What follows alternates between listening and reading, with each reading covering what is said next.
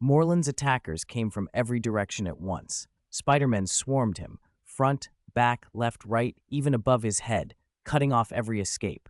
So many of them striking at the same time that even someone like Thanos would have taken a hit. Moreland's scarlet eyes swept over them, and a sneer curled his lips. "A little exercise before dinner sharpens the flavor," he said, licking his lips. He kicked Deadpool toward Toby Spider, forcing Toby to retract his twin blades. Then Moreland leapt up, clearing the range of Holland Spider and the other webs. He snatched Garfield Spider's leg midair and ripped it off. Spinning, he landed on Garfield's torso, vaulted toward Gwen, and sent her spinning with a whip-like kick. He slammed into the remaining 3 spider fighters like a falcon diving from high above, claws spread, one brutal punch and a kick that sent Holland Spider and another Spider-Man flying into the surrounding titanium alloy layer. The moment any of them made physical contact with Moreland, their strength crashed. They had nothing left to fight back. Only Toby Spider remained standing. He shoved Deadpool toward Mr. Lion and shouted for everyone to run, then charged Moreland himself, moving with webs and the environment to keep the Inheritor at bay. He didn't last a minute. That single minute wasn't nearly enough for the others to recover. "Mr. Lion, why aren't you leaving?" Gwen staggered to her feet, panic in her eyes. Moreland heard her and chuckled. "Mr. Lion? Not a Spider-Man? No matter. I won't eat you. I'll make your life part of mine." He toyed with the katana he'd ripped from Toby and started to stalk toward Mr. Lion. Mr. Lion formed a hand seal. "Sorry. Spider-Man's turn is over. Now it's someone else's." 4 golden Ceterac bands tore open out of the void and clamped onto Moreland's limbs at once. The chains passed through an invisible seam of space and reappeared in Mr. Lion's hands. Moreland pulled, unfazed at first, until the chains held as if welded to him.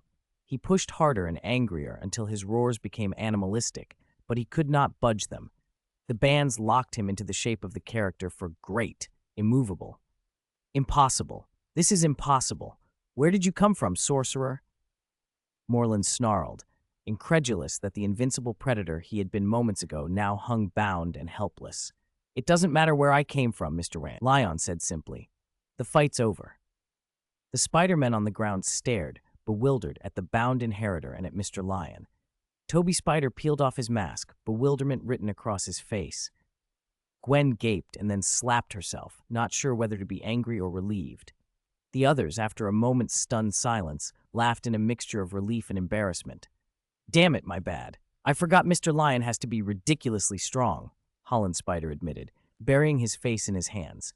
"Of course, a sorcerer who can fix a collider in seconds. Why was I charging the front line?" Another Spider-Man grumbled. "We're just used to fighting alone," Garfield muttered, wincing as he leaned against the wall. "Guess Spider-Men are always lonely."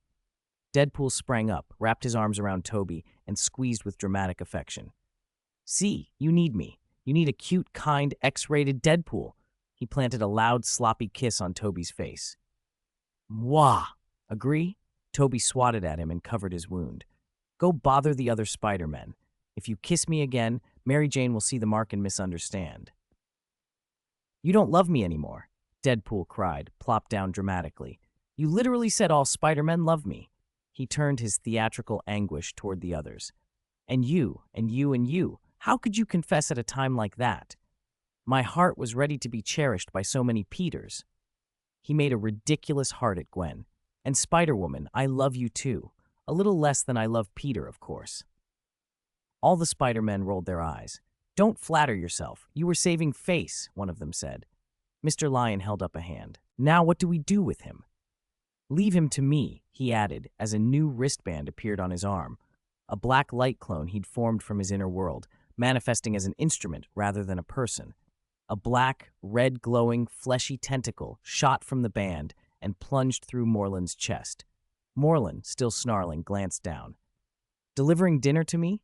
Before he could finish the taunt, the tentacle began to assimilate him. Flesh reformed at its tip into a writhing globe connected to the appendage. Moreland opened his mouth to shout, and then found he had been swallowed whole. The flesh ball shrank rapidly as the tentacle withdrew and fused back into the wristband. "Done.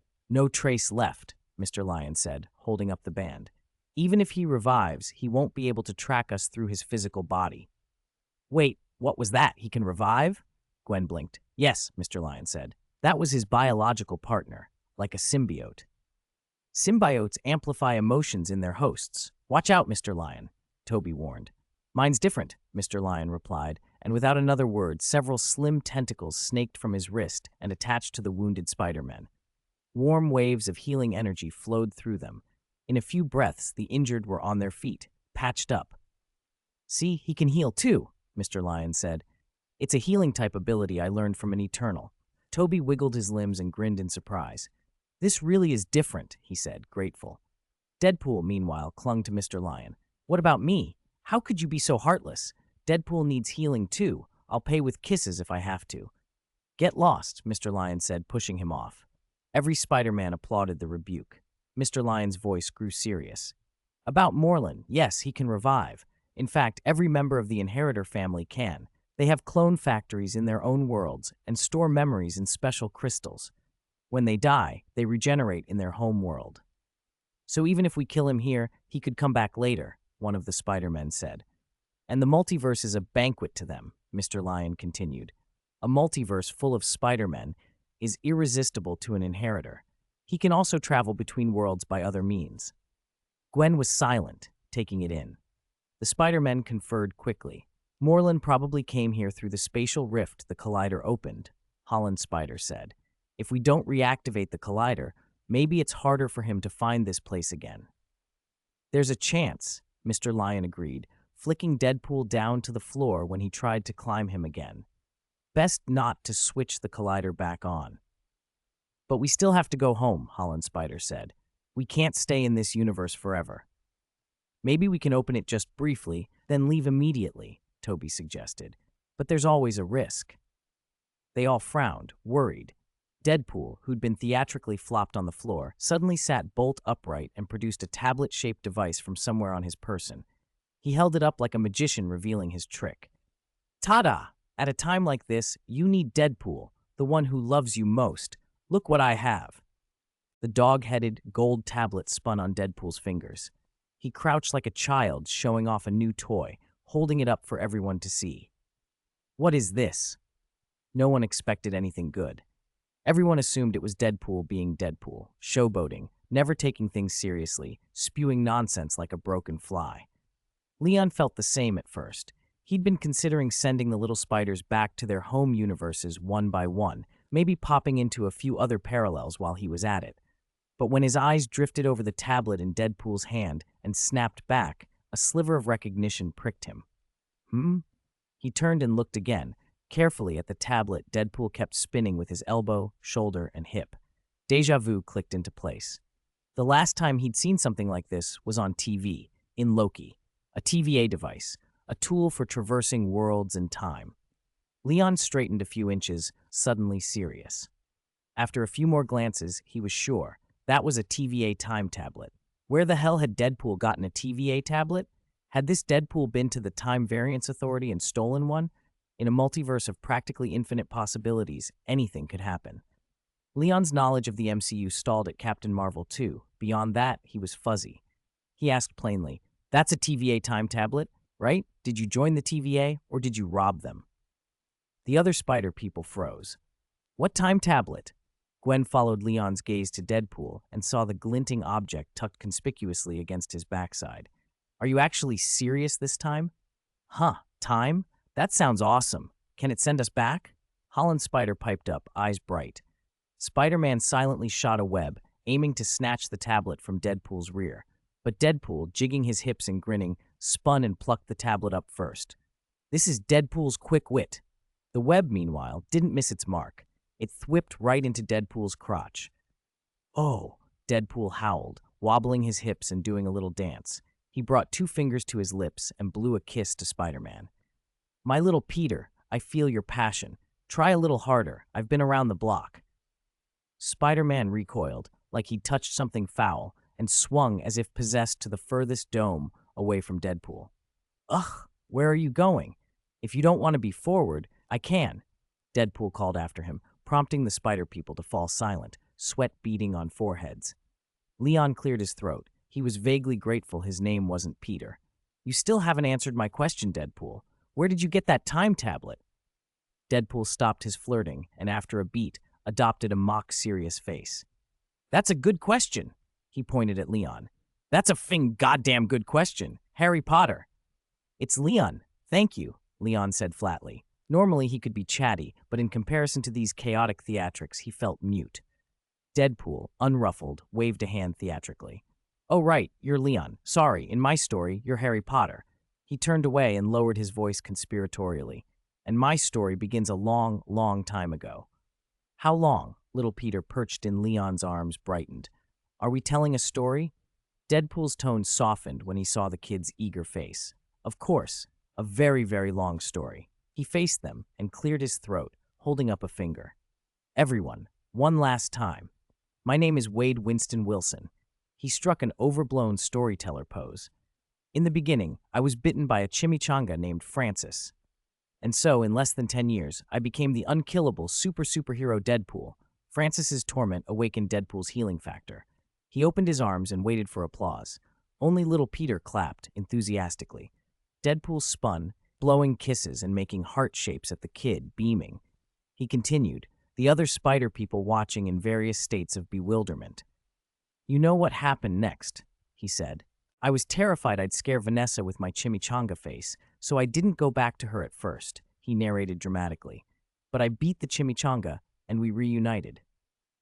I must have kissed God's ass in my past life, because Vanessa actually accepted me. She still loves me. He made a swooning noise, and then we happily bleep, bleep, bleep. Leon, exasperated, covered little Peter's ears. But later, Vanessa died because of me. Deadpool's voice dropped, a quick turn to melodrama.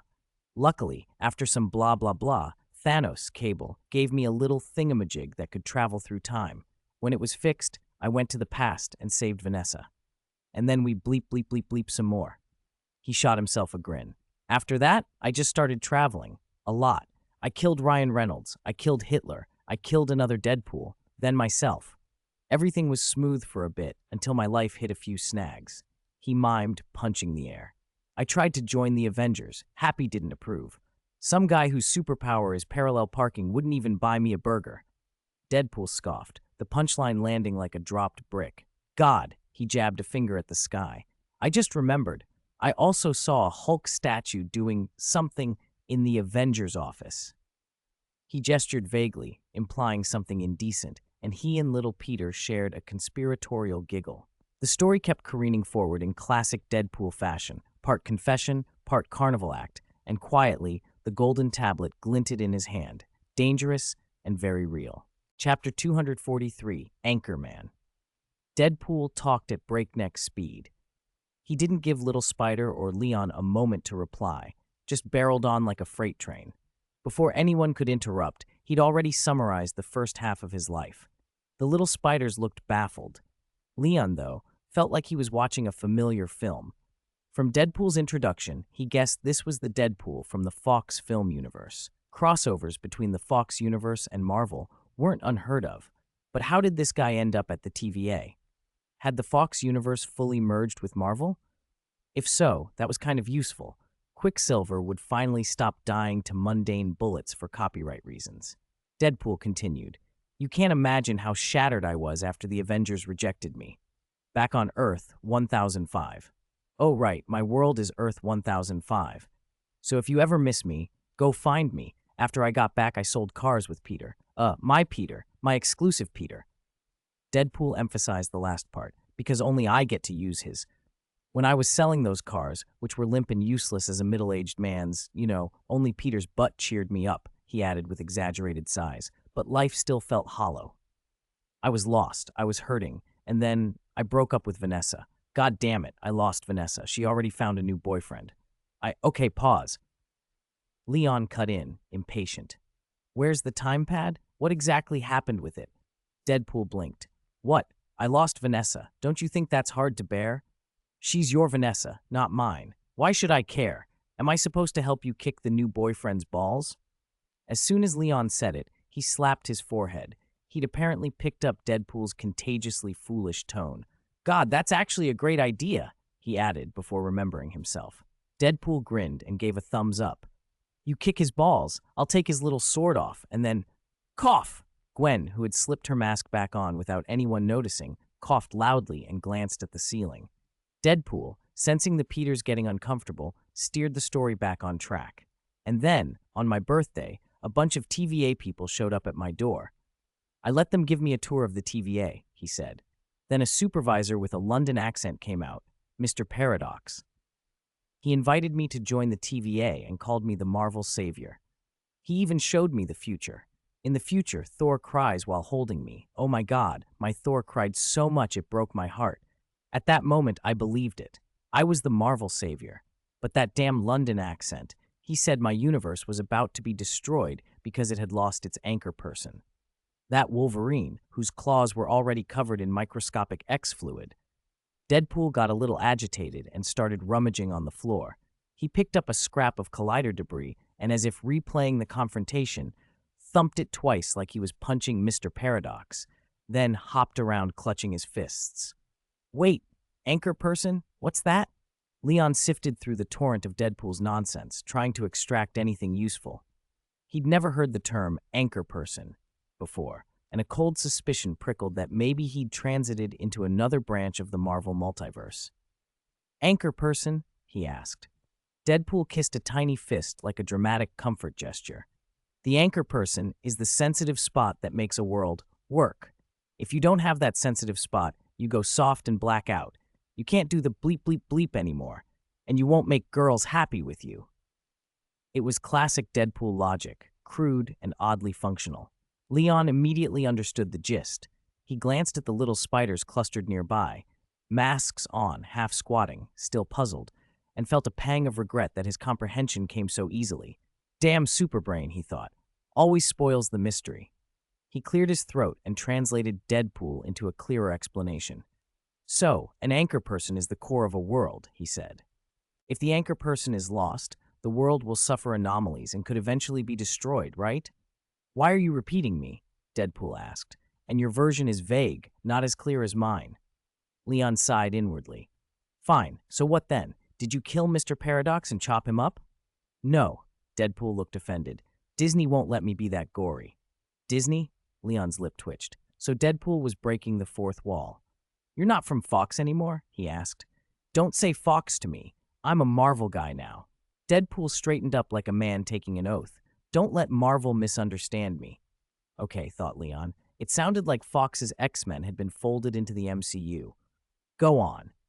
Mr. Paradox said my world would be destroyed in a few thousand years since it lost its anchor person, Deadpool continued. Sounds long, right? Who cares? No one lives that long unless there's some mutant that can float around in the air. But Mr. Paradox wasn't willing to wait. He was going to wipe my universe out in 2 days with a Fiji cup. I really swore a lot, Deadpool admitted. So I snatched the pad right out of London accent Mr. Paradox's hand and ran off, past those TVA guys who were clearly jealous, and went to find Wolverine. Deadpool counted off on his fingers. I dug up Wolverine's bedroom grave. After making sure he wasn't, hiding and jerking off in there, I checked a bunch of Wolverines. Little kid Wolverine, one-eyed Wolverine, old man Wolverine, Superman Wolverine. Until I finally found the most suitable Wolverine, I took him back to the TVA, planning to have him replace our universe's Wolverine and become our new anchor person. But that London accent, God, I can guarantee he hasn't used his in a long time, otherwise he wouldn't be so gross. He said the Wolverine I found couldn't become the new anchor person. Deadpool made a face like he wanted to punch someone again. And right then, the tiniest black hole you've ever seen sucked me here. He sighed. That was definitely the smallest black hole I've ever encountered. Chapter 244, Timetabled.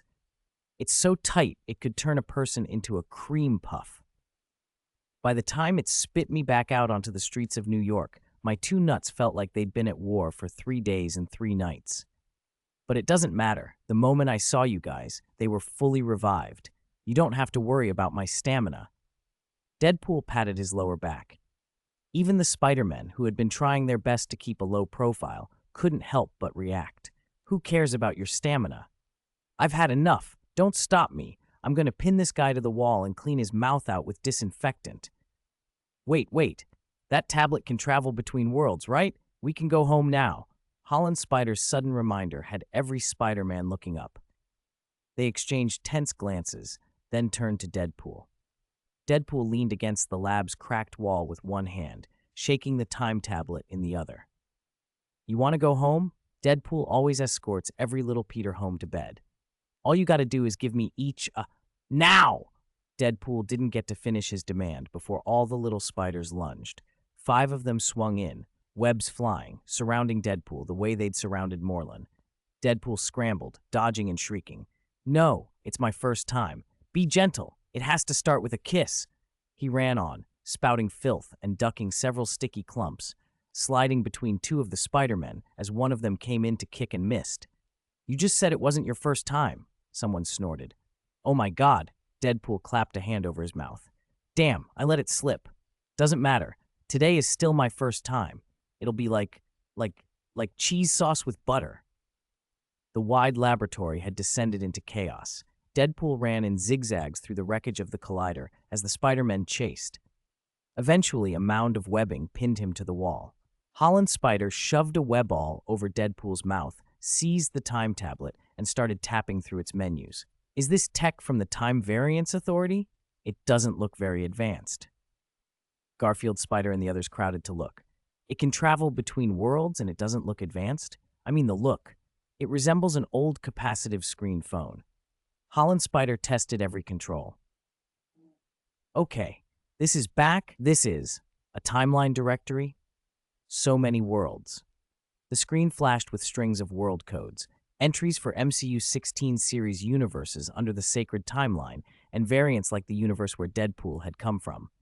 Little annotations reminded them that in fan and canon notation, the MCU main film universe is 1999-99, and the primary comics universe is 616.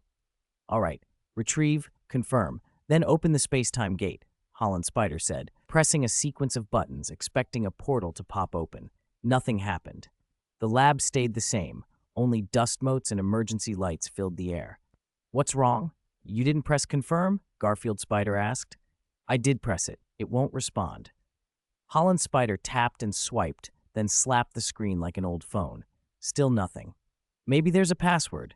Garfield Spider took the tablet and tried. So did the others in turn.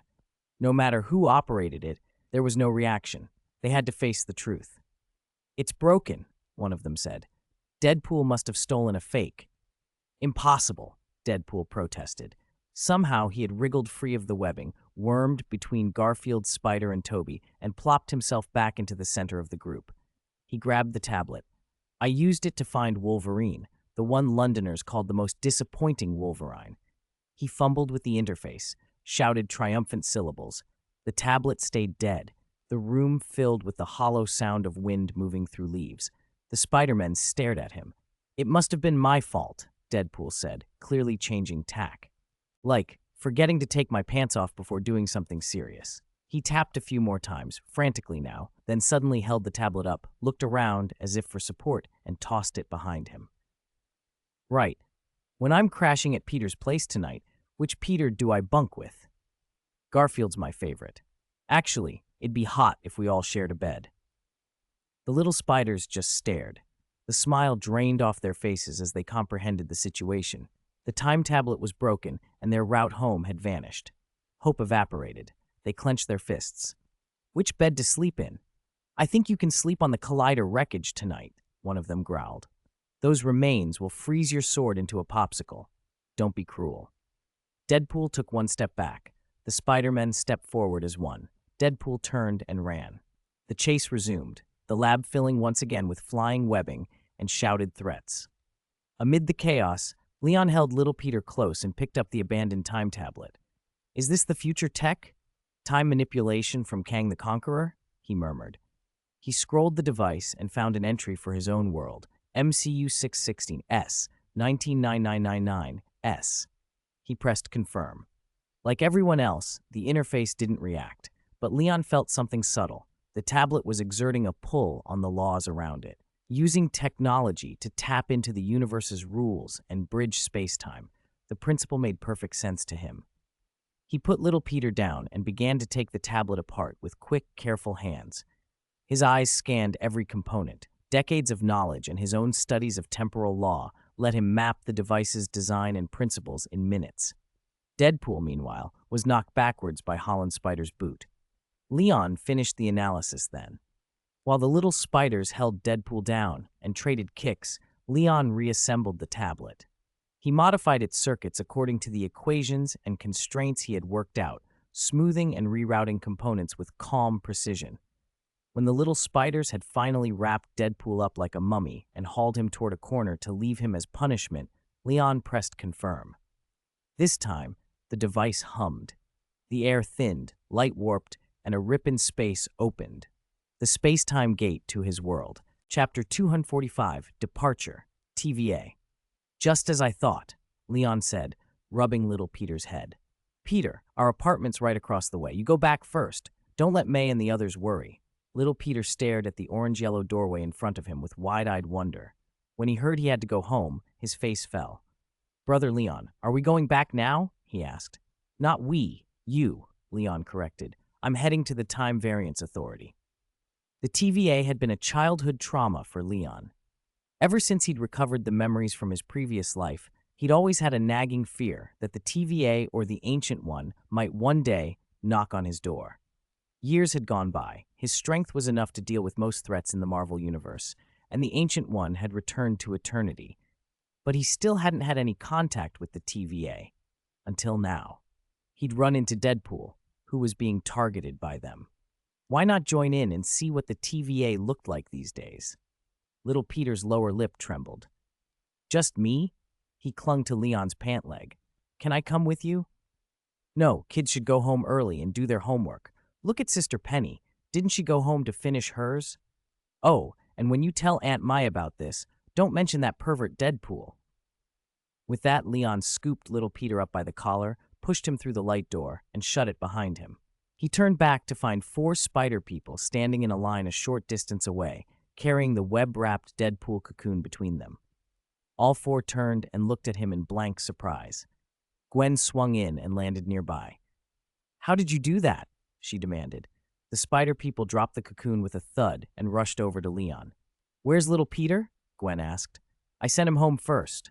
Leon flashed the time pad in his hand. The reason you couldn't open the portal is that the TVA hasn't logged this multiverse yet. It hasn't recorded the local parameters. I made a small adjustment. It'll work now. The Sony Spider-Verse and the Marvel Cinematic Universe were adjacent. It wasn't impossible to cross. Not long ago, the Doctor Strange from the main universe had used a memory spell and brought Tobey's Spider-Man and Garfield's Spider-Man here. Gwen's eyes lit up. So we can go home? Yes. Leon turned to the gathering spider people. I'll send you back first.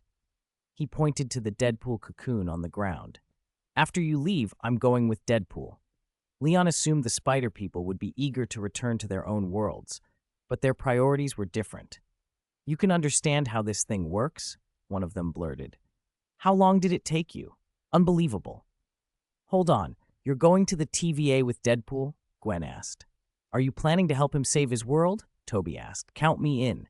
A TVA that destroys a world arbitrarily sounds worse than Thanos. Holland's spider piped up. Me too. I'm coming. Garfield put a hand on Leon's shoulder. Spider-Man hesitated, then raised his hand as well. Me too. Even if Deadpool's annoying, the people in his world are innocent. They were spider people, all right.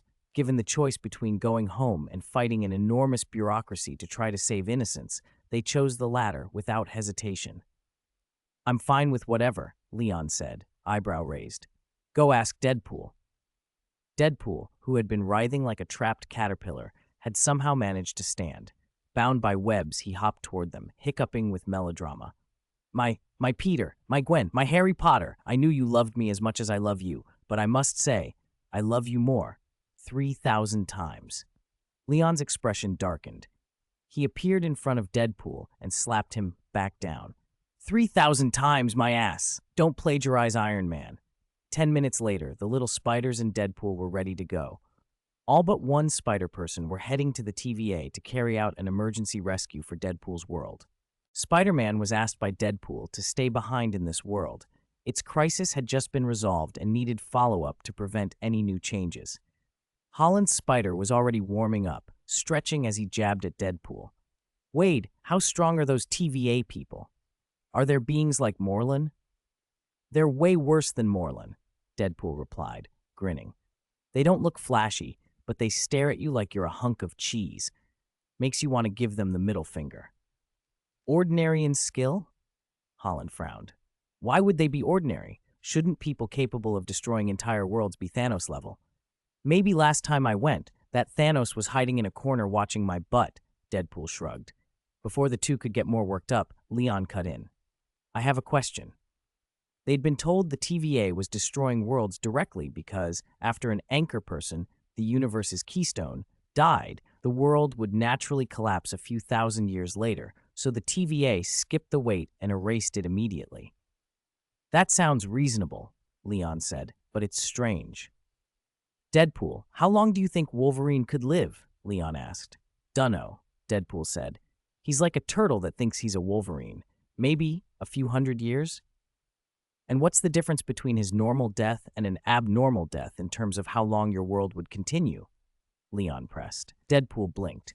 If his normal death delays the world's destruction by a few hundred years, does that mean my world is doomed, like the sun setting today? Exactly, Deadpool trembled. So my world is meant to die? That's why it's odd. Leon tapped the time pad and opened the portal. A universe's lifespan should be extraordinarily long. Shortening it to a few thousand years just because an anchor person dies implies other mechanisms are at work.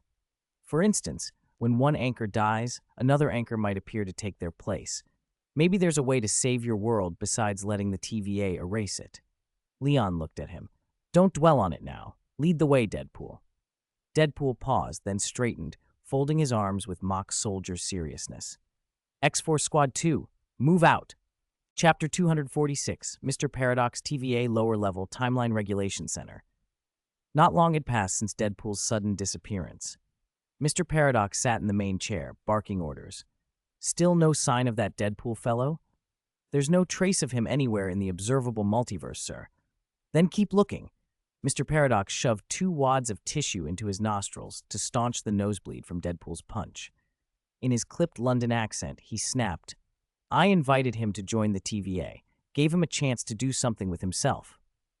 But instead of being grateful, he broke my nose and dug up the corpse of my hero, Wolverine. Find him for me before the Time Crusher finishes its reboot. I'll make him watch his world be broken with his own eyes. He wrenched the tissues out and flung them to the floor. At that moment, a voice called from behind him. X-Force Team 2, move out. It was Deadpool's voice. Heads turned. An orange-yellow portal opened behind Mr. Paradox, and figures stood on the other side. X-Force Team 2? You have a Team 1 too? Someone asked, familiar, high-pitched. Spider-Man. Yes, I guess there used to be a Team 1, Deadpool replied. Guess? What's with your tone? Where is everyone else? To a very far-off place. Damn, so your Team 1 isn't all dead?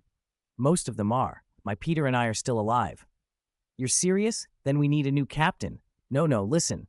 How long are you going to chat? Get in there. A comical smack of a shoe on a posterior. Deadpool's red form burst through the portal, fell, slid across the polished floor, and finally stopped at Mr. Paradox's feet. He rubbed his butt on the ground, peered at the leather shoes in front of him, breathed theatrically, and polished them with his elbow. Then he looked up, meeting Mr. Paradox's astonished stare. Hi, did you miss me? Deadpool propped his chin in his palm, striking a mock seductive pose. Mr. Paradox swallowed, forced a smile, and forced his voice back into authority. I'm curious why you've returned, Mr. Wilson. Did you find an even worse Wolverine? Deadpool pushed himself up with one hand, close enough that they could feel each other's breath. No Wolverine this time. I brought help to tell you. You can't just casually destroy a universe. There are so many adorable human babies and creature babies in there. Someone's actually helping you, Mr. Paradox sneered. Who? The X-Men and Avengers who despise you? That blind old woman you live with? Wrong guesses. It's X-Force. Deadpool snapped his fingers. 5 figures stepped through the orange-yellow light and lined up. The first 4 wore suits reminiscent of Deadpool's costume. The TVA staff gasped. Spider-Man? Several of them breathed. Deadpool grinned. The 4 spiders looked around the room. Gwen glanced at the equipment and shrugged. This TVA, Kind of feels like a backstage control room. I told you, don't call it X-Force, Tom Holland's Spider said, dismissive. Calling it that with your team's history just sounds cursed. What's the plan? Reason with them or fight? Andrew Garfield's Spider asked. Toby, the younger Spider, hesitated. They seem to know us. They're just ordinary people, right? Lion Stark walked in last. He tested his abilities inwardly. Everything except full magic felt usable. If he isolated and projected his internal world from the external one, he might be able to use magic. The TVA's magic suppression was weaker than he'd expected. He looked at the floor. The TVA insignia and the words "Always Forever" were embossed into the polished tile. On the wall hung a mural of a world tree labeled "Let Us Grow Together." This is Loki's TVA, Lion concluded. He stepped past Deadpool, who babbled on about love and peace to the Spider-Men, and approached the man in the suit and tie at the center of the room. You are Mr. Paradox? Mr. Paradox's tone had softened when the Spider-Men appeared. He answered almost automatically, That's me. But then he saw Lion Stark. Recognition hit him like a physical blow. You are. He blinked, trying to place the face. You look familiar? Are you some variant Spider-Man? No, Holland said quickly. Lion Stark isn't Spider-Man. He's a sorcerer from Kamar Taj. Lion Stark? A sorcerer? Something switched in Mr. Paradox's expression. Confusion shifted to amazement, amazement to terror. You are Lion Stark. You're Superman. Mr. Paradox took an involuntary step back and bumped into a staffer. The Superman from that S-branch universe on the sacred timeline. Lion arched an eyebrow. You know me? The TVA employees, who moments ago had been fawning over the Spider-Men, now clustered around Lion, eyes wide. Of course we know you. Mr. Paradox gushed, no longer condescending. He shoved Deadpool and Spider-Man aside, hurried up to Lion, and straightened his own collar and cuffs like a starstruck fan. You're the only Superman across countless timelines. You beat Dormammu not long ago. His excitement trembled with reverence. Everyone here knows you. Everyone calls you a miracle on the timelines. Lion felt the hairs on his neck. He thought back to the strange impressions he'd felt, those intimate, prying gazes over time. Could they have been from the TVA? It seemed impossible. The TVA agents were ordinary people. Even with their technology, they shouldn't have been able to watch him so closely without him sensing it. Yet here they were, and their faces said it all. Chapter 247, Marvel Superman. No, of course not. We haven't been able to observe your day-to-day life since last year, Mr. Paradox said. We can only monitor certain developments in your universe. Your world is like a veil of mist, especially around you. It prevents us from getting close. But we all saw the recent meeting between the two Captain Americas. He gave a thumbs up. That was an excellent encounter. We're all very excited to see what happens next. Leon figured a lot of people had watched that spectacle. I'm looking forward to it too, he said, nodding, about to ask another question when Deadpool burst between them, clutching his head. Wait. What are you two on about? Superman? What's Superman? Is this the latest Marvel/DC crossover? He jabbed a finger into Leon's chest. Or is Leon actually Hyperion or a Sentinel, and you guys are just memeing? Oh man, your pecs feel amazing. Holland Spider piped up, incredulous. I thought you said Stark. Does that mean Leon's last name is Stark? He blinked. So Leon, do you know Tony? Tony's a Stark.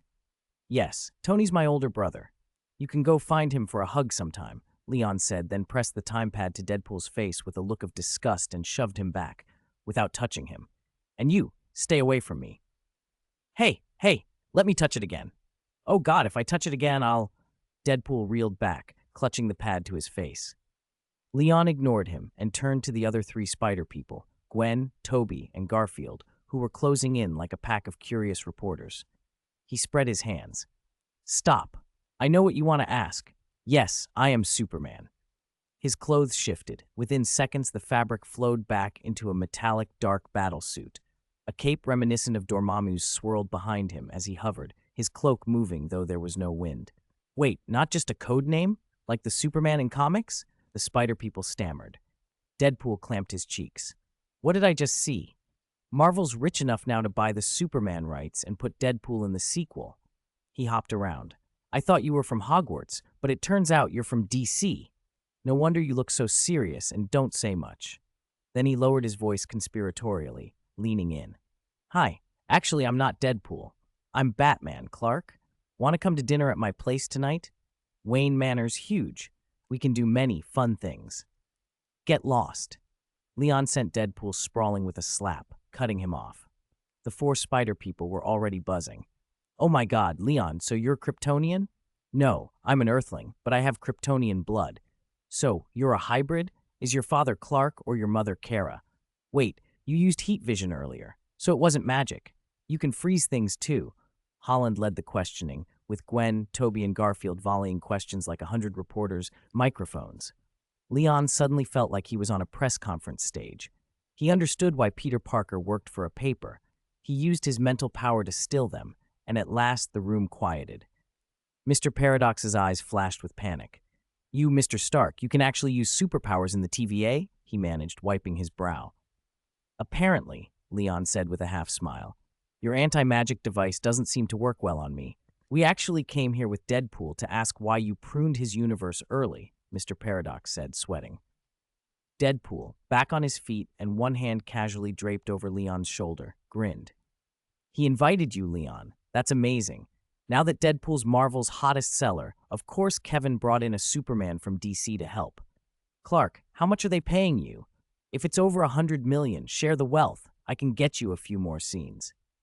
He slid his hand over Leon's chest again, whispering, if it's a lot, maybe I can broker more screen time. Leon's gaze flicked to the hand. For a beat, his eyes flashed red. Hey, just kidding. Deadpool yelped and jerked his hand away. I was kidding. God just felt incredible, even through the suit.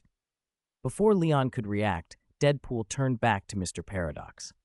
Dude, why'd Marvel bring in Superman but not Batman? Without Batman, how are we supposed to handle Superman? He dropped his voice into a mock deep tone. I am Batman. He leaned conspiratorially toward Mr. Paradox. Batman has temporarily stabilized Superman. Before he's subsumed by whatever anti-life equation nonsense you cook up, tell me, why did the TVA prune the universe early? I want to talk to your boss.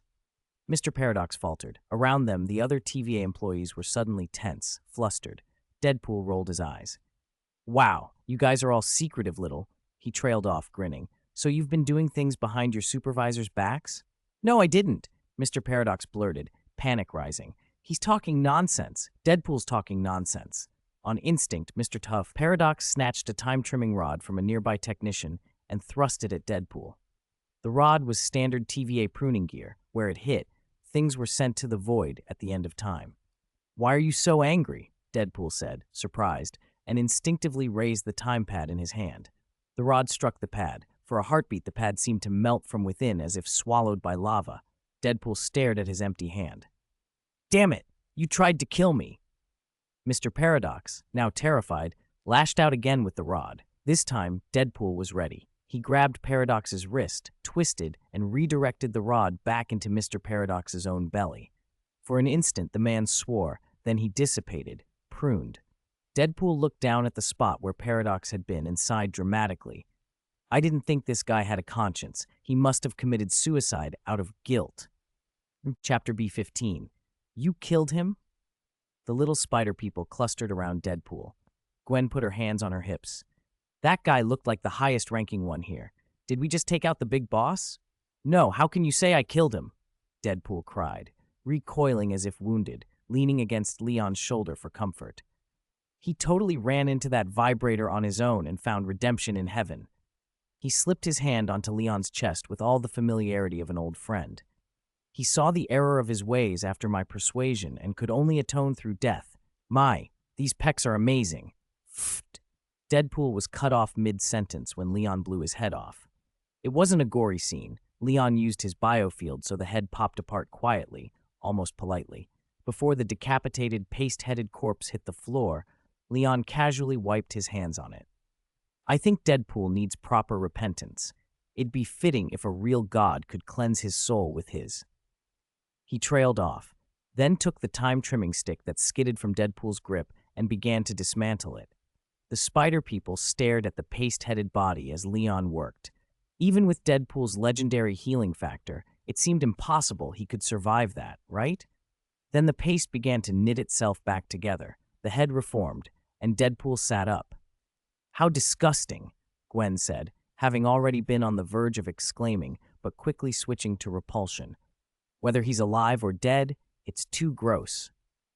Holland scratched his head, while Garfield peered closely at Deadpool. I don't get it. Didn't he say he was tortured before his powers awakened? He looks like someone bit him and left him in a compost bin. Toby shrugged.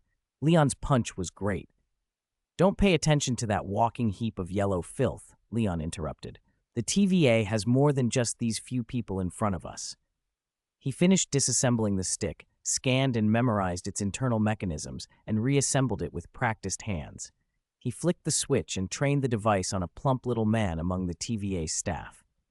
How many timelines has Mr. Paradox destroyed without telling his superiors? He asked. And currently none, sir, the man stammered, raising both hands. Deadpool's universe was the first. Hasn't started yet? Leon said, surprised. So Deadpool and his people were unlucky, but well, with Deadpool involved, bad luck makes sense. He looked over the others. Did none of you oppose him and report him to the higher-ups? The little man's eyes darted nervously. The rest of the staff held their breath. Leon nodded to himself. No innocent whistleblowers, then. Fine, see you all in the void. He projected his inner world outward and let it overlap with the monitoring room, isolating the TVA's defenses. Then, hands moving through the form of icon, he performed replication magic. The time trimming stick split into dozens of perfect copies, and all of them activated at once. The TVA employees screamed in a chorus that faded nearly instantly as each was trimmed away. Leon withdrew the spell and collapsed the projection. The room snapped back to normal, as if nothing had happened, but the spider crowd looked around and realized the TVA workers were gone. Leon, what did you? These people wanted to trim an entire universe, he said simply. It's only right they got trimmed back. He went to the main console in the monitoring center. The surveillance feeds in the room had been rerouted before. Someone here had been hiding footage from their superiors. Leon downloaded everything and re-uploaded the original surveillance feeds directly to the TVA hierarchy, including the clip of him using magic in the control room despite their anti-magic systems. That was deliberate. Before he met the true leaders of the TVA, he wanted them to see just what had been happening in their own facility. Unless Shen Loki intervened, Leon was ready to deal with everyone here himself. He wasn't naive about the TVA. Their staff might be ordinary people wielding future tech, but watching other universes from above breeds a certain arrogance. If he hadn't shown his hand, they might treat him like another plot pawn, like Loki in his own story. He remembered Mr. Paradox's reaction when meeting the spider people, the same stunned awe a person might show when seeing Captain America right after his serum treatment. The TVA's corruption didn't surprise him. An organization that spans the multiverse and still has corruption, Gwen murmured. I thought only my dad's NYPD did this. Holland shrugged. So they're actually the righteous ones? Does this mean Deadpool's universe is saved? More or less, Leon answered. If you want to go home, you can, except Deadpool broke the time pad. You'll have to wait a bit. He glanced at the main console. The upload was complete. 2 minutes later, the monitoring room door opened. Yes, a husky female voice flowed in before anyone did. I'm very sorry, Mr. Stark, Miss Stacy, and all the Peters. Then a dozen armed TVA agents filed into the room. Their leader was a black woman with a short, practical haircut in an orange TVA uniform that marked her authority. B-15, her codename, walked straight to Leon, apology on her face. He recognized her, former TVA combat captain, the one who had helped save the timeline alongside Loki and had risen to true leadership. She had a hard edge, but could adapt when the situation demanded it. No one wanted Mr. Paradox's actions, she said, hands steady. On behalf of the Time Variance Authority, I apologize. Thank you, Mr. Stark. For trimming a group of troublemakers, our TVA failed to stop. But they were only a small rogue element. Please believe that we are committed to guarding the sacred timeline. She looked at him full on. We're on the same side, Superman. Her right hand hovered near the time-trimming stick at her waist, as if to remind herself that it existed. She understood him. Everyone at the TVA did. He was the only Superman in the observable multiverse. His rise had been documented in TVA files. He had principles, kindness, and an unbending line he wouldn't cross. He wasn't a spotless hero like Spider-Man. Every enemy he'd faced in the timelines had suffered consequences. B-15 gripped the stick at her hip until her knuckles whitened, although the device at the moment looked more like scrap metal than a threat. Standing on the same side. Lion raised an eyebrow, and B-15's heart tightened. Then I hope we can always be on the same side. He held out his hand. Lion Stark. When Lion reached for her, B-15's shoulders stiffened and she instinctively held her breath. The next second, when he introduced himself, she could finally exhale and a relieved, almost giddy smile spread across her face. I'm B-15, Mr. Stark, she said, clasping his hand with both of hers and shaking it vigorously. Of course, we'll always be on the same side. Scoundrels like Mr. Paradox definitely aren't the majority here. Every organization has problems, I get that. Lion noticed she wasn't letting go and gave his hand a gentle tug to free it. A flash of disappointment crossed B-15's face, but Lion ignored it. Problems usually mean your systems have issues. Don't you have a regulatory department? Not at the moment. Miss Time used to handle everything, B-15 sighed. But now, well, maybe we really do need a regulatory department. Miss Time was the TVA's artificial intelligence, integral to its operation. During Loki's resolution of the multiverse timeline crisis, she had opposed the TVA. Although she was later rebooted after Loki became a god, the TVA no longer trusted her as they once had. Lion understood B-15's sigh immediately and offered casually, if you need a trustworthy AI, maybe Jarvis could help. You know he's now an intelligent life form, Lion added. He'd probably be glad to be a hero protecting the multiverse. B-15 took the suggestion seriously. She frowned in thought, then nodded. We can try. I know Jarvis. In any universe, he's an excellent AI. Is that so? Lion looked surprised. All right, I'll have him come in for an interview in a couple days. I know Jarvis too, Holland Spider blurted out. He was Tony's most reliable assistant before. He turned to Lion, nervous. So, Lion, are you really Tony's brother? Of course, Lion said, smiling. I already told you. You'll get a chance to visit. You can hug Tony. Lion patted Holland Spider on the shoulder. That guy will like a kid who admires him. That would be amazing, Holland Spider exclaimed, then frowned. But I don't know how to get to your world.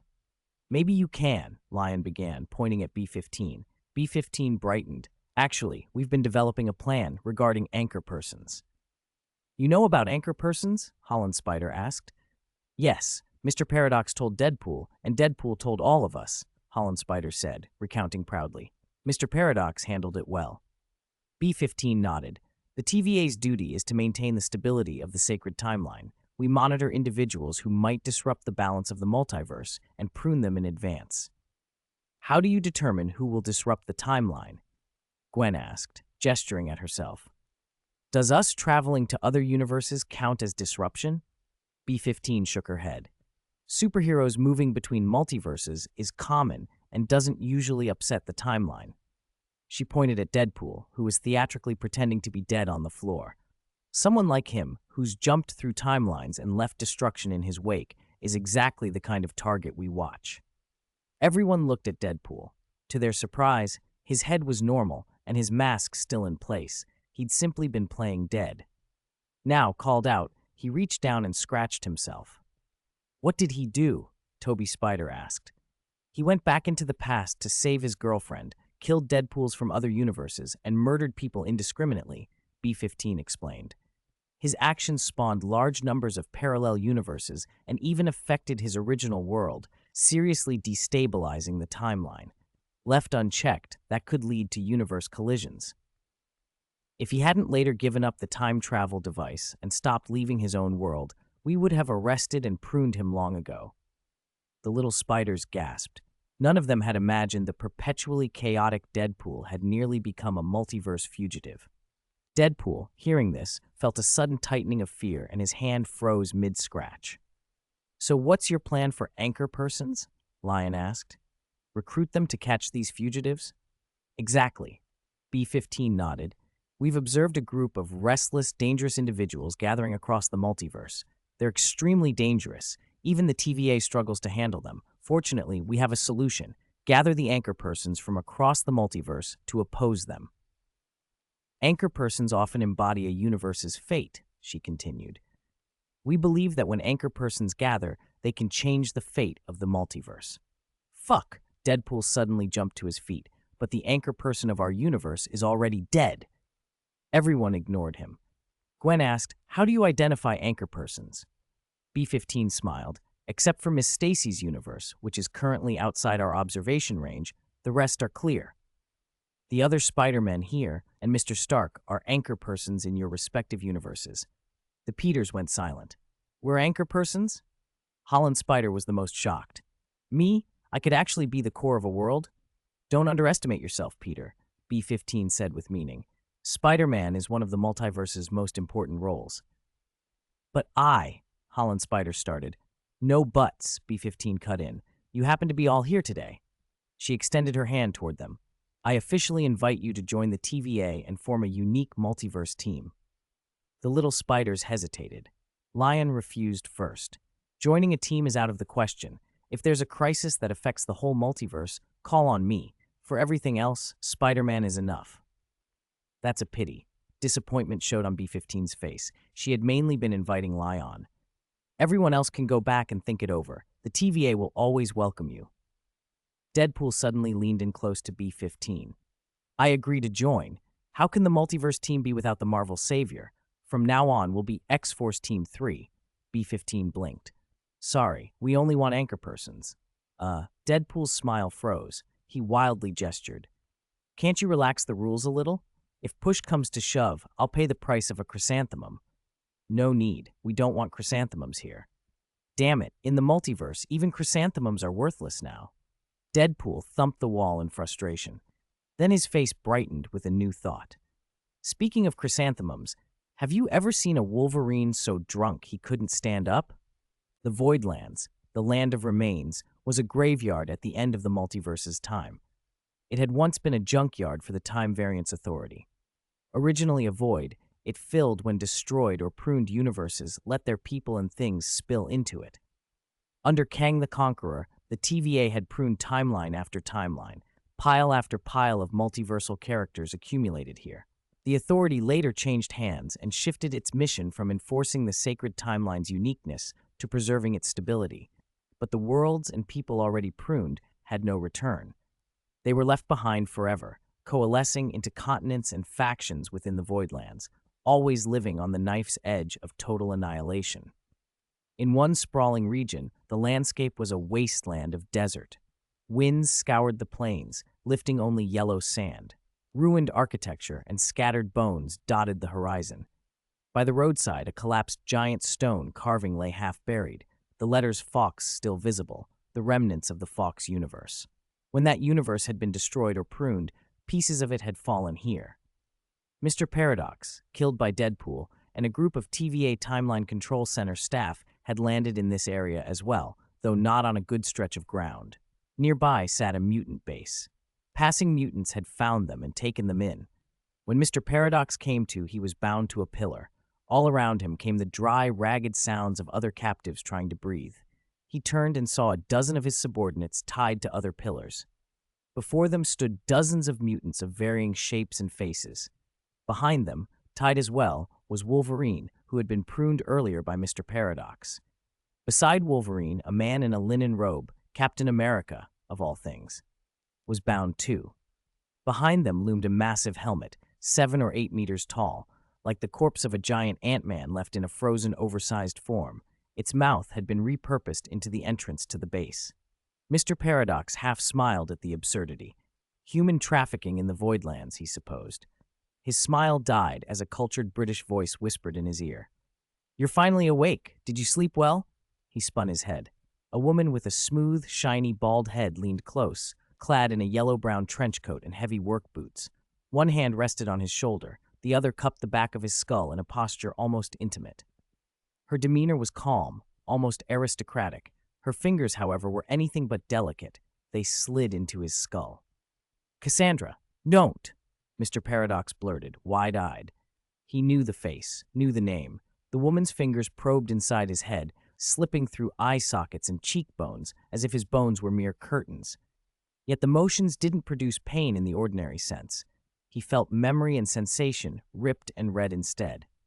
If anyone had combined name and appearance, they would have recited the whole awful history in an instant. Cassandra Nova Xavier. Professor Charles Xavier's twin in the comics, an Omega-level mutant who had been born with an awful, malignant talent. She had been able to replicate and optimize biological DNA to construct bodies. Even in the womb, she had tried to strangle Charles with an umbilical cord. After her fetal body failed, her consciousness had escaped and survived using constructed cells in the sewers, repeatedly remaking herself. Having optimized Charles's genes, she'd undergone a secondary awakening, telekinetic and telepathic powers surpassing Charles's, precise to the molecular or even atomic level, and regenerative abilities that could restore limbs. She breathed into his ear, prim and amused. "Shh, don't speak. My brother and I are different. He can interfere with minds from afar. I have to stick my fingers in the brain." "You're with the TVA, aren't you?" she continued softly. "I'm curious. How does someone from the TVA get pruned into the Voidlands?" Mr. Paradox tried to bargain, tried indignation. "We had an agreement. We wouldn't." "You threw me away when I was a baby," Cassandra said, sliding deeper. "Let me see." "Wait, we can talk." "Cassandra, don't be rough." "No, wait." He stamped a foot in frustration, but Cassandra held his head steady and read faster. Her expression shifted from amusement to interest. Interesting." She smiled. "You bribed my subordinate, John the Fire, to kill me. You're preparing to restart the Time Crusher and destroy a universe with it, then take control of the TVA." She tapped his forehead with a gloved finger.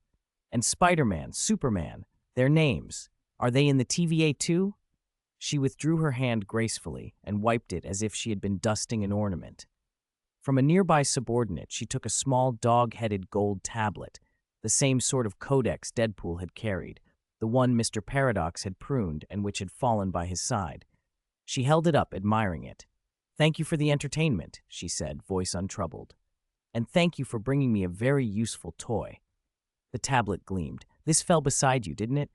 By bringing it, you mean to open the TVA doors to us?" Mr. Paradox asked, struggling, frantic. Cassandra smiled and scraped the tip of his nose with a fingertip. "You're my little darling," she sang. Then she turned to Wolverine. "Logan, this is the one who pruned you. Shall I get you some revenge?" She didn't wait for an answer. With one casual motion, she reached behind her.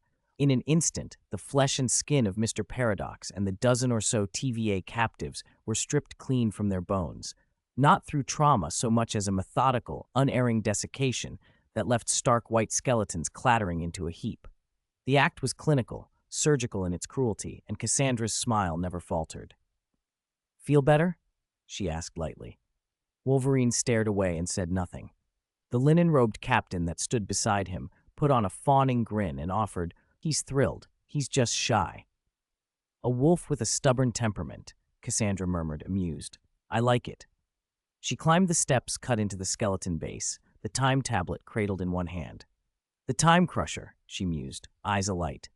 "What a delicious device. Use it to wipe the multiverse clean, and everything would fall into the Voidlands. Destroy the TVA that wanted to kill me, collect a few Spider-Men and Supermen along the way. Not a bad plan." She traced a path through the tablet's interface and found the Deadpool universe marked there. The Time Crusher Mr. Paradox had hoped to restart was located in Deadpool's world, a machine that fed on matter and antimatter to collapse a world's temporal matrix. "Let's start by destroying the multiverse," Cassandra said, and used the tablet to open a space-time portal. As the portal began to tear open, a thread of something else answered it. A strand of chaos magic from a distant universe, drawn by the rip. It threaded toward the new breach, like a predator following a scent. The space near Cassandra tore open, and a crimson portal ripped through the air. Wanda, wreathed in blood-red magic, and Tony, armored in a glinting nanosuit, stepped through. "Leon, it's my turn to save you this time," Tony shouted as they landed. Hours earlier, Wanda had tried everything but couldn't find Leon. She had urgently contacted Tony and Mordo at Camartage. To chase Leon, she even learned the Camartage portals from Wong, and in a remarkably short time, she worked out how to open multiverse portals using chaos magic. When Peter returned, she managed to lock onto the time pad by tracing a spatial signature backward. Unfortunately, Lion and the others had gone through a portal straight to the TVA, and a place that suppressed magic like the TVA was almost impossible for Wanda to track into. She never gave up. So when Cassandra used the time pad again, Wanda yanked open a portal and followed. Tony came along mostly for the thrill. The old man wasn't worried about Lion. Lion's ability to cross dimensions made accidents unlikely. Tony was far more curious about Wanda's behavior. Her anxious tone had been oddly out of character. Hadn't Lion threatened her the first time they met? How could anything have happened between them? The more Tony thought about it, the more intrigued he became, and so he asked Wanda why she cared so much about Lion. Wanda couldn't answer. Not really. She only knew she found herself watching him. Maybe it began after Dormammu. After everyone went home, Tony made a small group in Stark's chat app called Avengers. The group was sparse but friendly. People posted everyday things. Lion rarely spoke. In real life, he was loquacious, but he wasn't online much. Once, bored, Wanda clicked on his profile. This man, referred to everywhere as Superman, seemed oddly private. His last post was from a year ago, a picture of him in a spacesuit, sitting in a spacecraft, flashing a peace sign. The caption read, "Gonna sunbathe in the universe for the next 2.5 years. If you miss me, look up." Their friends had piled on the comments, Banner teasing that the media thought he'd disappeared into space, Tony making a string of jokes, ribbing him about getting tanned, saying life felt quieter without him, and teasing Pepper that she missed him. Pepper ed Tony, "You should contact Lion yourself." Shirley later ed Tony too. "Uncle Tony's way of caring about Big Brother is so weird." Tony insisted he was only checking in for Pepper. Wanda smiled at the family banter and, on a whim, clicked through to see everything. She found Shirley posting to her moments 3 times a day for 2 months straight. Morning, noon, and night photos of Lion on a balcony, always sunbathing. Different poses, same spot. Wanda knew that, in comic book logic, it was normal for a superpowered man to sunbathe, but it didn't match the stark playboy image she'd imagined. She pictured Lion in a sharp suit, a rose in his lapel, surrounded by beautiful people at parties. Yet here he was, a homebody who preferred a balcony and sunlight. Wanda checked Shirley's feed every morning after that. She told herself it was reconnaissance, information she might need if they ever clashed. But the more she read comments about Superman, and the more she watched Lion's monotonous sunbathing, the more a strange private joy grew inside her. She began to imagine a domestic life with him. Lion waking early to chop wood or tend fields, then tearing open his shirt and flying off to face a crisis. Her at home, cooking, turning on the TV, waiting for him to return and bury her face in his chest. At that point, she would curl up on her bed and hug her blanket until the feeling passed. She realized, with a blush she couldn't fully explain, that she'd been tracking him because she wanted to know him.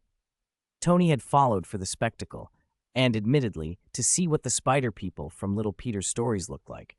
But when they stepped through the portal, the scene was not what either of them expected. Tony scanned the horizon. Wasn't this supposed to be Hell's Kitchen? There isn't a single building. Where are we? And who are those cowboys down there? Tony added. Their houses look like giant corpses. Are they cannibals?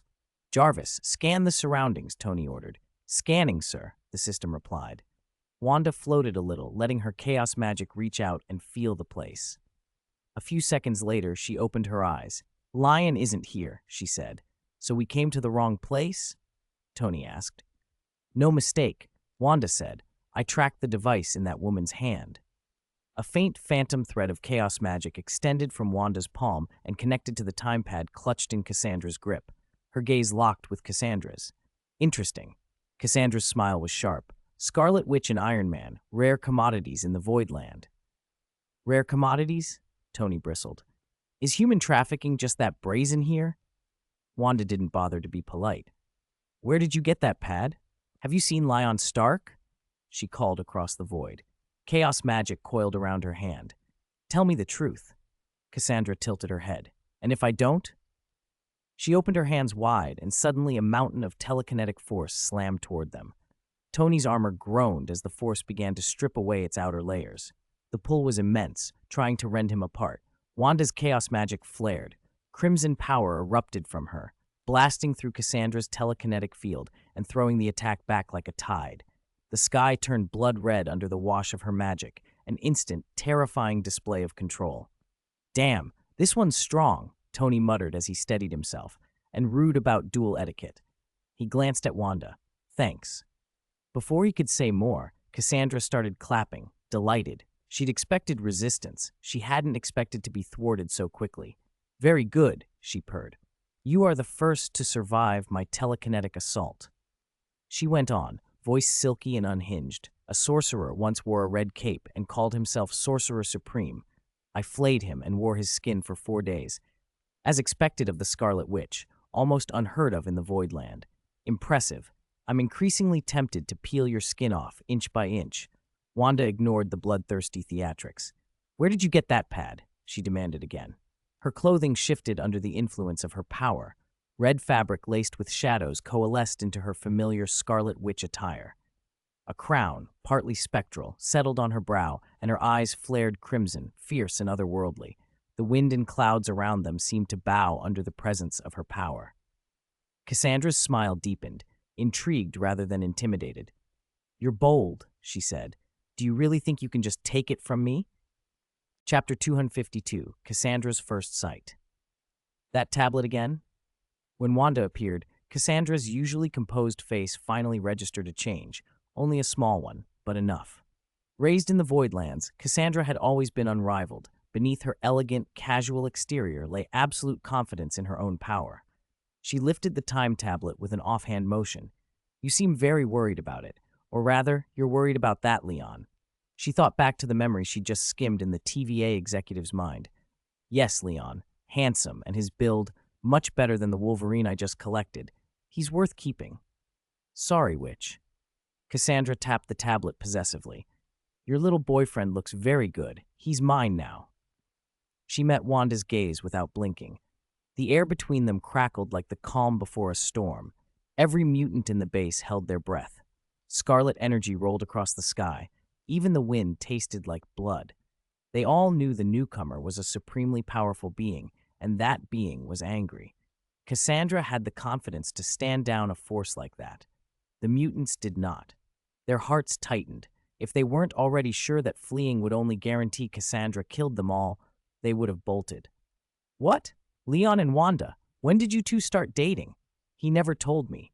Tony, trying to ease the tension with gossip, stopped when he realized Wanda was beside him, wrapped in chaos magic, her eyes glowing like hot coals. He swallowed the rest of his words. Never mind. I shouldn't interrupt when ladies are talking. Please continue. He thumbed his thrusters and floated a few feet away from her. Man, these young women have some temper these days. I wanted to show that bald guy down there my new armor, but I guess there's no chance now. That's a pity, sir, Jarvis replied through the armor, but I've located Captain America among the crowd below. Jarvis projected the bound captain to Tony. A captain here as well? That's the third captain I've detected. Tony arched a brow. Wait, I have an idea. Captain's a good guy and he's tied up, so those people below must be the bad guys. That's a rescue mission, right? No problem, sir. Then let's go, Jarvis. We're rescuing Captain. Tony laughed and changed course, diving toward the mutants on the ground. Wanda raised both hands slowly. She looked at Cassandra with a blank expression. You don't have to tell me. I'll look for myself. Chaos magic poured from her pale palms. The smile on Cassandra's face disappeared. Her telekinetic field, powerful enough to cloak a world, began to peel away, layer by layer. What was this? Before her telekinesis could collapse completely, Cassandra scrambled to build psychic defenses. They meant nothing. Her telekinesis had always been like chalk on a board, able to draw over anything she saw. Wanda's chaos magic was an eraser. Whatever Cassandra's mental power touched vanished as if it had never been. Her consciousness was yanked into a blank space, her mind, and she found herself standing at its center. Around her stood broken televisions and ragged movie screens, relics and devices that played images. In front of them, Wanda's scarlet figure watched scenes from Cassandra's memories flicker across the displays. You don't need to resist, Wanda said. I'll leave when I find what I'm looking for. Wanda, for all the insult Cassandra had hurled earlier, was pragmatic. She had chosen an offensive route to get answers quickly. Once she found clues about Leon, she'd be gone. Cassandra didn't take it that way. To her, Wanda's words sounded dismissive, an assertion that Cassandra was irrelevant. Wait for you to leave, Cassandra thought. Get out of my consciousness right now. She felt fury like a physical pressure, offense, oppression, contempt, all at once. She unleashed psychic power enough to shift continents, a mental tsunami aimed at crushing Wanda. This was Cassandra's domain. She was the master here. Even the Scarlet Witch meant nothing. Her mind surge solidified into a towering wall of force sweeping toward Wanda. Wanda glanced once at the screens, then down at the images flickering before her. She barely registered Cassandra's rage. When the psychic tide hit her, scarlet rings rippled outward. The stark white of Cassandra's mental world bled color. Red spread from Wanda as from a sun, drowning the landscape. Cassandra's entire inner realm was being repainted. Your power is weak, nowhere near his, Wanda said, shaking her head. Don't even think about making him yours. Cassandra hadn't yet accepted being dismissed, especially not by someone she considered so inferior. But the mental world was already Wanda's. Cassandra's own awareness was forced to the edge, fighting a losing battle as chaos magic ate away at her defenses. Rage contorted her features, but there was nothing she could do. It was like watching a lone animal get mauled by wolves. She could only suffer as the pack closed in. A few minutes later, Wanda found the images she sought inside Mr. Paradox's memories. There he was, Leon, and hints of the Time Variance Authority. Wanda saw a plan aimed at him. TVA involvement. Time Variance Authority? Is he there? That organization plans to deal with him. I can go help, she murmured. Hold on. TVA suppression magic. I can tell Mr. Stark and have him take me to help. Wanda took it all in fast. She looked back at Cassandra, who had been pushed into a corner of her own mind and was now clawing feebly to regain control.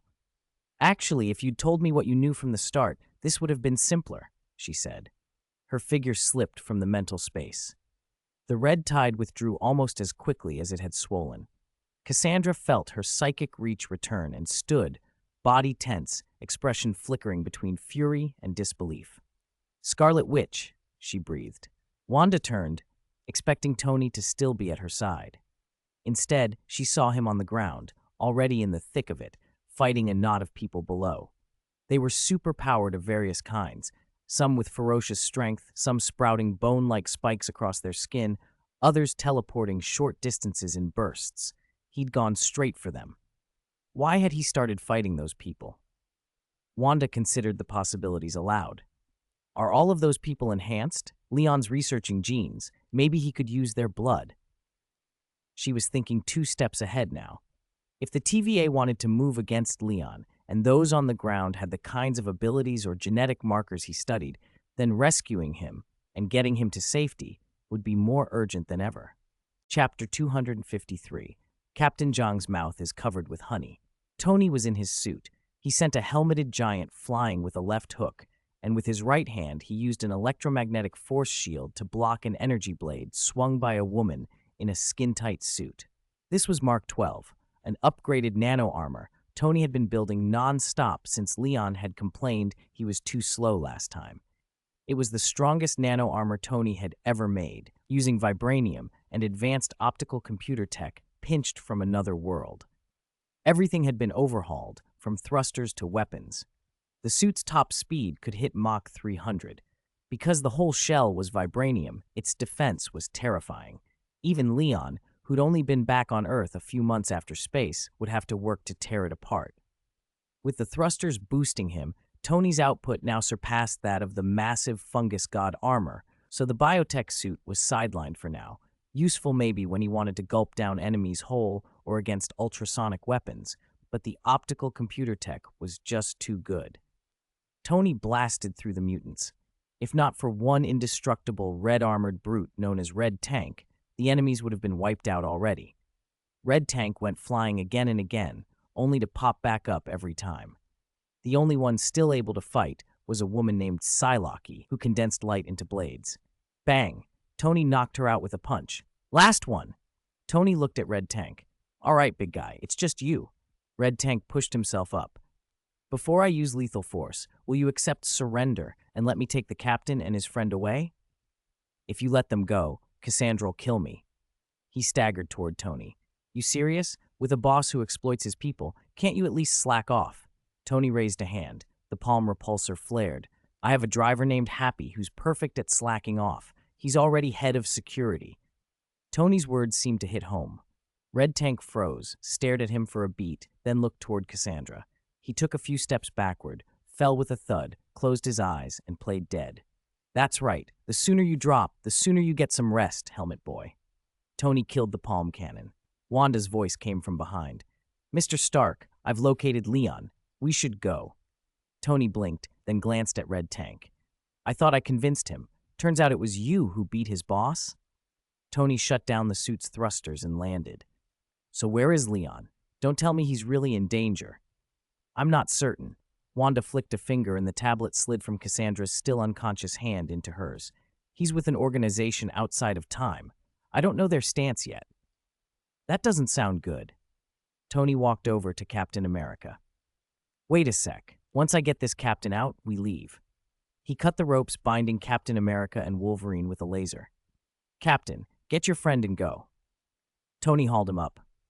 I don't know why you fell into that bald woman's hands, but it's clear you didn't listen to this world's Tony. He clapped Cap on the shoulder. Next time, consult Tony. Works wonders. You won't get captured. What kind of Tony? Captain America's first line made Tony falter. I don't know that guy, but thanks, stranger. If you hadn't dealt with these sons of bitches, Cassandra would have been all over my noble and cold. He stopped, like he'd almost said something crude, then shrugged. Anyway, I can lead you out of here. I know this place. Tony, who'd only half turned, froze. He looked back at Captain America in disbelief. What did you just say? I said thanks. What's wrong with that? Where are you two headed? I'm familiar. That's not what I asked. It's the way you talk. Did I wake up in the wrong world? Tony was baffled. Captain America's sentences kept sliding into rough, earthy metaphors, even sexual ones. Not long ago, when Tony swore in a meeting, Captain America had been the one to tell him to watch his language. Now, this? Wanda found it outrageous. Does Captain America really talk like that? But this isn't another world. It's the end of time. Anything can happen. End of time? Tony looked toward the place Wanda had seen. I saw it in that woman's mind. A graveyard. Anyway, we'll sort it out on the way. Wanda glanced at Captain America. Don't mind them. They probably aren't from a world like ours. Captain America here, well, he couldn't possibly. She broke off, not wanting to put it into words. He couldn't possibly be that crude. Tony shrugged and waved at Wolverine and Captain America. We've got business to take care of. Bye, everyone. Especially you, Captain, with a mouth like a filthy drain. I should have recorded that. Wolverine grunted a thanks. Captain America tossed off a casual farewell, then looked down at Cassandra, apparently debating whether to kick her. Tony was speechless again. Wanda took a blood tube from each of them, planning to carry it to Leon. With everything settled, Tony and Wanda flew out of the base. Wanda gave Tony a quick rundown of the Time Variance Authority. So their place is magic-proof. Leon might be in danger, and you want me to go in? Tony's mood brightened. No magic. We'll have to tech our way through. Wanda nodded. I had a feeling Leon would need me someday. Looks like today's that day. Tony grinned. He pulled an arc reactor out of the world ring Leon had made and tossed it to Wanda.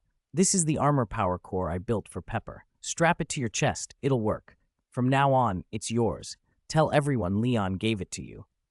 If the recipient had been anyone else, Tony might have said, you can leave Leon to fend for himself later. But Wanda was strong and not greedy. Tony supported whatever future she wanted with Leon.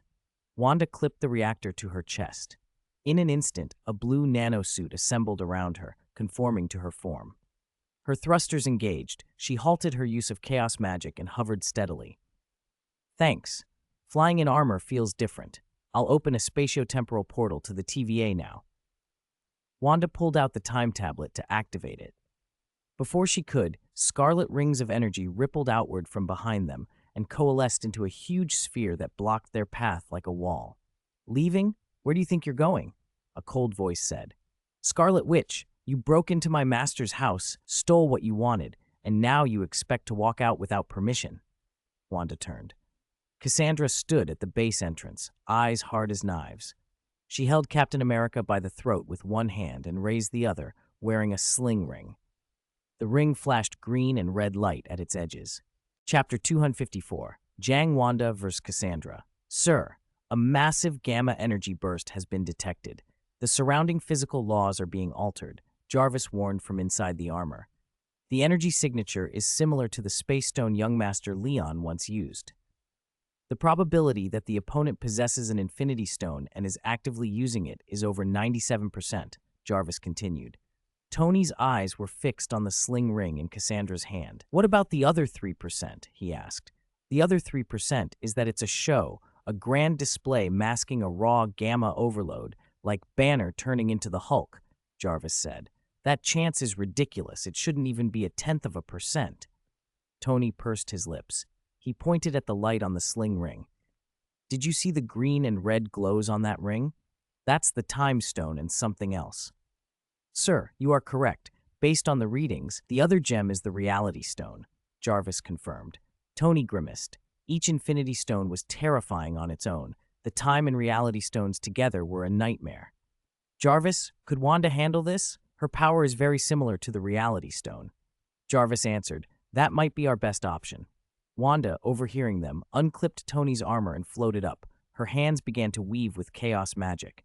Cassandra on the ground watched and laughed softly. Planning to run? She mocked. How disappointing. I wanted to savor the look on your face when you failed.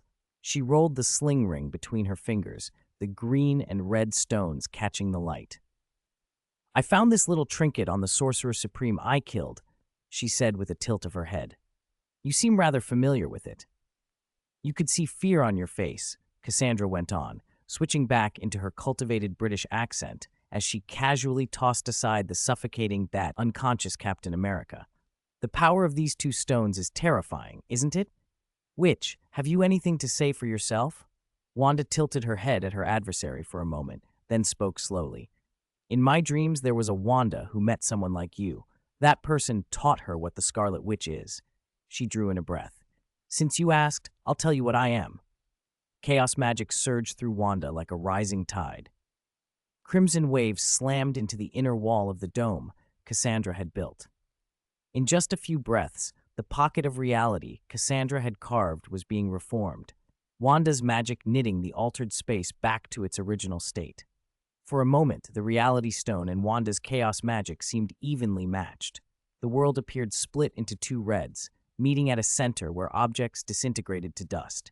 On the surface, it looked as if Cassandra's Reality Stone was outclassed, its red energy dissolving beneath the deeper crimson of chaos magic. Cassandra's composure wavered, but she snapped the Time Stone into action. You'll be disappointed, she said through gritted teeth. If I must, I'll simply dive into your mind and find out for myself. A green veil unfurled from the Time Stone, threading through the isolated space and tangling with Wanda's magic. The Time Stone's effects, pausing, reversing, acted on the chaos magic, and the area Wanda had reclaimed began to slip back. The boundary between the two reds shoved toward Wanda like a tide turning. For a moment, Cassandra's assault overwhelmed her. Wanda, though, had felt Time Stone power before, in Leon's inner world, and she had seen other versions of herself deal with it in her dreams. Chaos magic didn't only change physical rules, it could alter space and time if wielded right. Her fingers ran through a sequence of gestures, shifting techniques as she worked. The chaos magic steadied, then pushed back.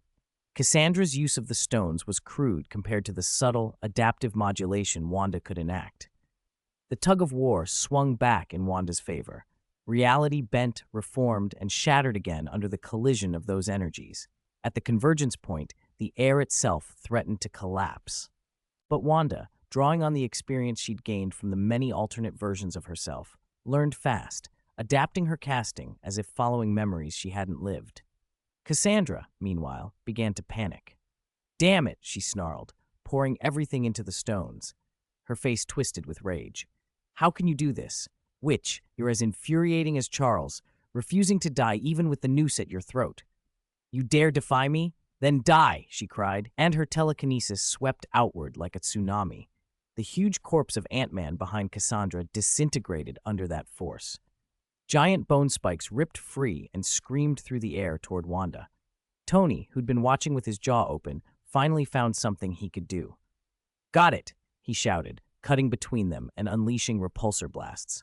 His beams shattered the first bone spikes into dust. Cassandra simply reassembled the fragments at an atomic level with her telekinesis and sent them back. She can do that too? Tony muttered in disbelief. Jarvis, raise the shield. He activated a force field, but the bone shards turned to powder the instant they hit the shimmering boundary where chaos magic and the stone's energies clashed. Tony hovered, shield up, momentarily frozen in posture. Sir, it appears the two ladies' battle does not require our intervention, Jarvis reported. Tony harumphed, trying to salvage a bit of dignity. I actually saw it from the beginning. I was just cheering Wanda on. Wanda looked at him as she concentrated. Thank you, but you can leave this to me, Mr. Stark. Of course, I'll leave it to you, Tony said, retreating behind her. He couldn't resist one last boast. See, Jarvis, these are the Avengers I chose. Chapter 255. Zhang Jarvis, run. Actually, Miss Wanda was raised by Master Leon, and the whole plan for her was simply to find a good job after graduating from university. Jarvis said it plainly. What's the difference? Isn't being an Avenger a good job? Tony shot back. I think you need to work on your interpersonal skills, Jarvis. Tony pouted. He had noticed Jarvis, now a life form, had become less and less endearing. Big data tells me sincerity is the best skill. Maybe next time you should try being more sincere. Jarvis's tone slid from teasing to urgent. Sir, a strong energy reaction has been detected 10 kilometers out. It's approaching fast. More energy? It can't be another stone, can it? Is this place an infinity stone factory? Tony craned his head toward the horizon. A black dust cloud blurred the distance like the thunder of 1,000 hooves. Ha, it's here! It's finally here! Cassandra, already pushed beyond reason, laughed manically. Her voice carried on the wind as she cranked up the Infinity Stone's output. Raw energy surged through cracks in her skin. Beneath each fissure, a roiling force pressed outward. Even with her accelerated healing, the stone's side effects left new wounds opening across her body. She didn't care. She kept pouring power in. Your commotion drew it. It's hungry. Now you're its food. New cuts blossomed on Cassandra's arms and chest, but she laughed like a child given its greatest toy. All around, the mutants who had been lying motionless stopped feigning death. One by one they rose, spilling out of the space Wanda had stabilized. Elios is coming! Run, run! They howled as they fled. Seeing the scene worsen, Wolverine scooped a newly revived Captain America from the ground, found a thruster in the base, and rocketed out in a zigzag. As they passed Tony, Cap shouted a warning. That's Elios! A storm-turned life form. It devours everything, time and space. It eats everything that falls into its void. Cap kept calling back. That's why the void is barren. Run! They were gone in an instant. Elios. Tony watched the dust cloud condense a few kilometers away into something monstrous. What had been haze resolved into a spiraling storm the size of a low mountain. Purple-black currents crackled with lightning, and at its head formed a snarling maw, blood-red eyes, and a hyena-like mouth. Wherever it passed, ground cover and vegetation disintegrated, consumed into its wake. Do you see it? Do you see it? Cassandra crowed. Witch, you can't move. You're just a snack for him. She pressed the stones harder. Chaos magic faltered under the deluge of infinity energy. Wanda's hands trembled as she fought to maintain her barrier. Cassandra smirked, triumph ringing in her voice. Elios will be thrilled today. It gets to swallow a scarlet witch of unknown origin. Tony found Cassandra unbearable. Quietly, he pulled 3 arc reactors from his world ring. To avoid another misunderstanding, or to make one, he wasn't sure, he tilted his head toward Wanda and asked, Quick question, can you spare a moment to drive that big dog off us? Wanda could only shake her head. She was straining to hold the space together. Excellent. Tony tossed the arc reactors out. Then, it's Iron Man's time to save the day. The reactors unfolded in midair into 3 suits of armor, a gold titanium nano armor, the fungus god armor, and a magic-imbued armor forged with Kamartaj materials. Along with his vibranium suit, these were Tony's go-to configurations. Gold titanium, his old Mark 13, handled exotic soundwave environments where vibranium would go inert. The magic armor, Mark 4, bore Vishanti runes and staff metals, letting him use spells while armored. The fungus god armor incorporated 10 rings biotech, useful against biological threats. Jarvis, let's move. Go deal with that puppy. Tony grinned. All four armors ignited their thrusters and charged toward Elios. Tony opened with a laser barrage that ripped through the storm's outer edges, enough to draw its attention, but not to wound it. Sir, this storm entity lacks a physical body. Conventional weapons likely cannot harm it, Jarvis analyzed. Is it angry? Tony asked, banking the suit. Affirmative. It's hostile and pursuing us, Jarvis replied. We just need to buy Wanda time. Tony began to bait the storm away. Jarvis, take Mark 12, 13, and 14. Try the new laser cannon. I'll switch to the fungus god armor and try the biotech angle. Understood, sir. Tony shed his current suit and dropped into the fungus god armor. The 10 rings erupted, and the armor swelled, towering to 15 meters. Try this, big guy, Tony commanded as the armor sprouted dozens of tendrils and plunged them into Elios's swirling mass. He'd relied on fungal assimilation against living organisms before, but this time the tendrils found nothing to siphon. Elios had no metabolism to feed on. No go, Tony muttered. He tore out of the fungus god armor and shifted into the magic armor.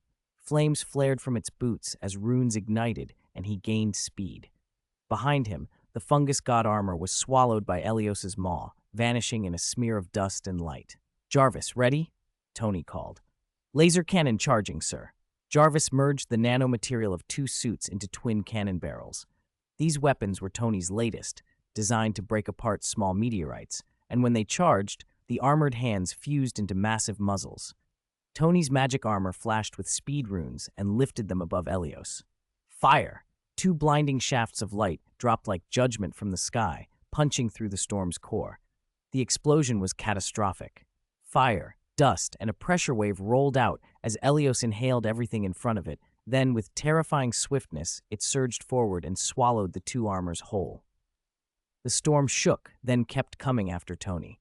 You're kidding? It can even eat explosions? Tony yelled as he accelerated. Sir, I assess magic was ineffective against it. Evasion recommended, Jarvis said. Right, run. Sir, you could launch more suits. Raise fault tolerance, Jarvis suggested. Good idea. Tony pulled arc reactors in rapid succession from his ring. They multiplied into armor after armor, dozens, then hundreds, scattering in the sky like a metal flock. Run! Jarvis, faster, Tony barked, watching Elios snap up suits and consume blasts as if they were nothing. I'm accelerating to maximum, Jarvis replied, but not faster than you. Don't be faster than me. Got it, Tony shot back, a manic edge to his voice as the storm bore down and the battleground became a blur of metal, magic, and hungry void. Chapter 256. The tour group arrives. While Tony circled Elios, a desolate wasteland of the Voidland stretched out under the sky. Suddenly, an orange-yellow, square portal of light opened. Wow, is this the void where all the Lokis hide? Deadpool stepped out of the time portal backwards, striking a pose. Sexy lady, tell me quick, are there other superheroes here? Is Thor, the one who'll be crying while cuddling me someday, here too? It's not quite what you think, Mr. Wilson. The TVA executive B-15, an African-American woman, followed him through. There aren't many living things that can survive in the void. There's a storm creature here that cleans up whatever falls in. Maybe there were Avengers here once, but if so, they were probably devoured. Wait, that weird cloud from Loki? It eats Avengers and leaves none? Deadpool clutched his face and wailed dramatically. Oh my angel, this place is merciless and cold, darker than Gotham. He craned his head and shouted back at Leon, who had come out last behind the group of spider people. Do you think I'm right, Clark? You'll have to ask Batman about that. Leon stepped through, and the orange portal snapped closed behind him. B-15 shook her head and refocused Deadpool. Mr. Wilson, you're not here to hunt Avengers. Of course not. We came to find Logan. I'm so touched. Deadpool beamed. We're here for Wolverine. Focus on Wolverine, then. This B-15's tone turned serious. Besides the storm beast Elios, Cassandra Nova is here too.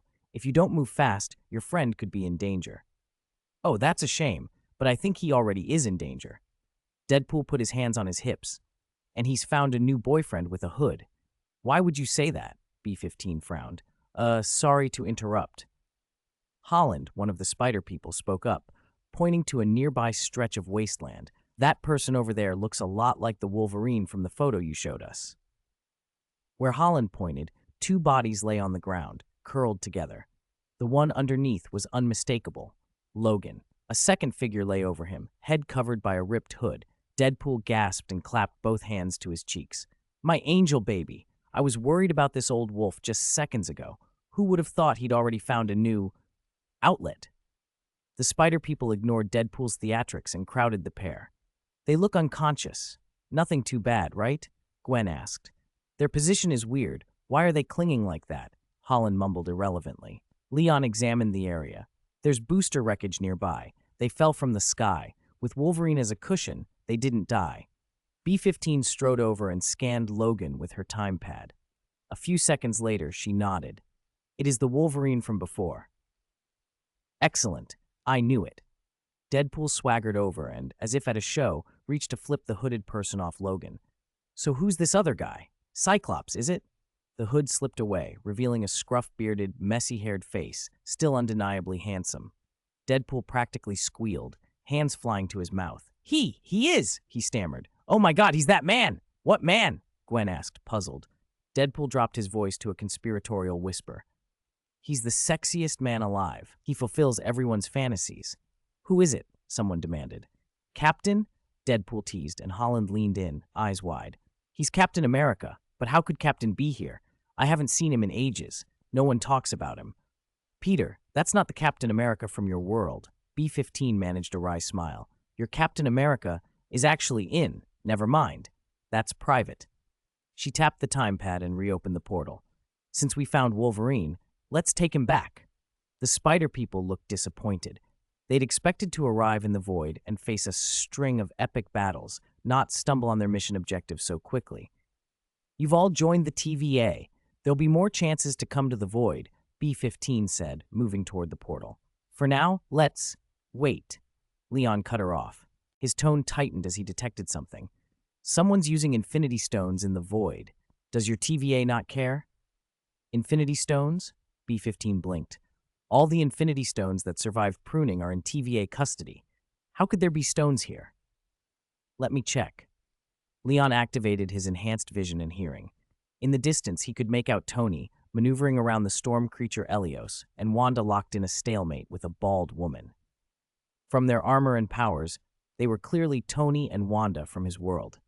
How did they get here? The bald woman looked familiar too. The ancient one? No, Cassandra. The Cassandra you mentioned, Professor X's sister. B-15's face went pale. You're saying Cassandra has Infinity Stones and is wielding them?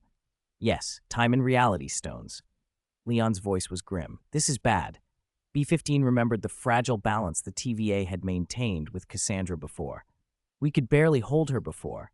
If she has stones, don't worry. Leon interrupted. She only has 2 of them. It's dangerous, but not apocalyptic unless she gathers all 6. Even so, the presence of 2 Infinity Stones in the void was alarming. Collecting all 6 could reshape a universe, like the Dragon Balls summoning a god. I'm going to pick up 2 people, Leon said. I'll be back soon. I'll help you deal with Cassandra while I'm there. With that, he vanished from sight. Picking up people? Who's he going for? Supergirl and Flash, Deadpool muttered. Don't keep him waiting, or the universe might start resetting. Shut up, you. Hey, look, Wolverine's waking up. Wolverine woke up?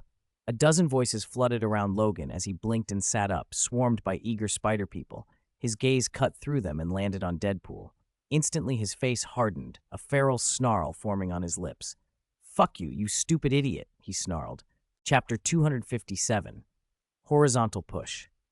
When Leon appeared beside Tony, the man was in the middle of detonating his 73rd suit of armor. Each explosion could briefly draw Elios's attention and buy them more time to escape. Tony and the Storm Beast had been in a chase for over 10 minutes. He was sure that even when he'd been chasing those long-legged bikini beauties by the pool, the quarry hadn't been this persistent. Along the chase, they'd passed the mutants who'd fled earlier. Those poor things were being eaten by Elios, chunk by chunk. Even the red-skinned teleporter hadn't escaped. Fortunately, they were getting farther from Wanda's location, and Tony still had a healthy stockpile of suits. Even if Jarvis detonated one every 10 seconds, they'd last 2 or 3 hours. Tony was gauging the distance to Elios on the external scan projected on the helmet's inner screen and didn't notice Leon hovering beside him until Leon spoke, making him jump. Are you planning to feed Elios with your armor? Leon said. Each suit costs more than $1 billion. Don't let Pepper find out. God! Tony's heart nearly leapt out of his chest. He swayed before forcing himself to breathe. Leon, can't you just appear like a normal person? Can't you descend from the sky and hit Elios with the suit? Every time you pop up like that, you scare me half to death, like that old man Howard bursting out of his urn to drag me away. Leon shrugged. You were watching Elios too closely. If I wasn't focused, Tony muttered as his pulse eased, then I really would have gone to heaven to find the old man before you. On age, you'd beat me anyway. How did you and Wanda end up here? Leon asked. We came looking for you. What exactly is this place? Tony fired back. They spent the next 2 minutes exchanging everything each of them knew, then hovered in the air to decide. Are you sure you want to engage it? I tried. Physical and chemical methods don't work, Tony said. What about magic? You haven't tried that yet, have you? Tony felt something tug at him. He'd tried magic before, but knew only a few offensive spells. So you're going to use magic? No. Leon lifted his right hand. I'm going to use telekinesis. His mental power flowed toward Elios and wove an illusion. For a creature that had almost become part of the universe's operating mechanism, a head-on fight was unwise. Controlling it, like Sylvie did to Loki, was the smart move. Leon projected an image of a new world falling into the void. Elios turned its head at once. Storms and lightning swirled around its body, and it surged away, hurtling off in the opposite direction like a puppy hearing the kibble being poured. In seconds, it raced thousands of meters. Done. Leon patted Tony's shoulder armor. Tony gaped. No, how did you do that? I showed it something it liked, Leon said, then vaulted away. I'll go help Wanda. You wait here for a bit. Wanda and Cassandra's battle had reached a fever pitch. Wanda had poured in everything she had. Cassandra was soaked in blood. Gem energy coursed through her body, almost carbonizing her. A giant red spherical field enveloped them, 1/3 the blood-red hue of the Reality Stone, 2/3 the deep crimson of chaos magic. The two energies were locked in stalemate. The ground inside the sphere had shattered, and both women hovered in the air, exhausted. Leon watched for a moment, then slipped to Wanda's side.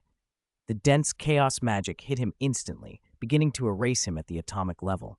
He opened his biofield and deployed world projection to isolate his presence from the field, appearing unharmed beside Wanda. Leave her to me, he said, placing a hand on Wanda's arm. From within his inner world, the energies of time and space surged outward. Leon, you're here.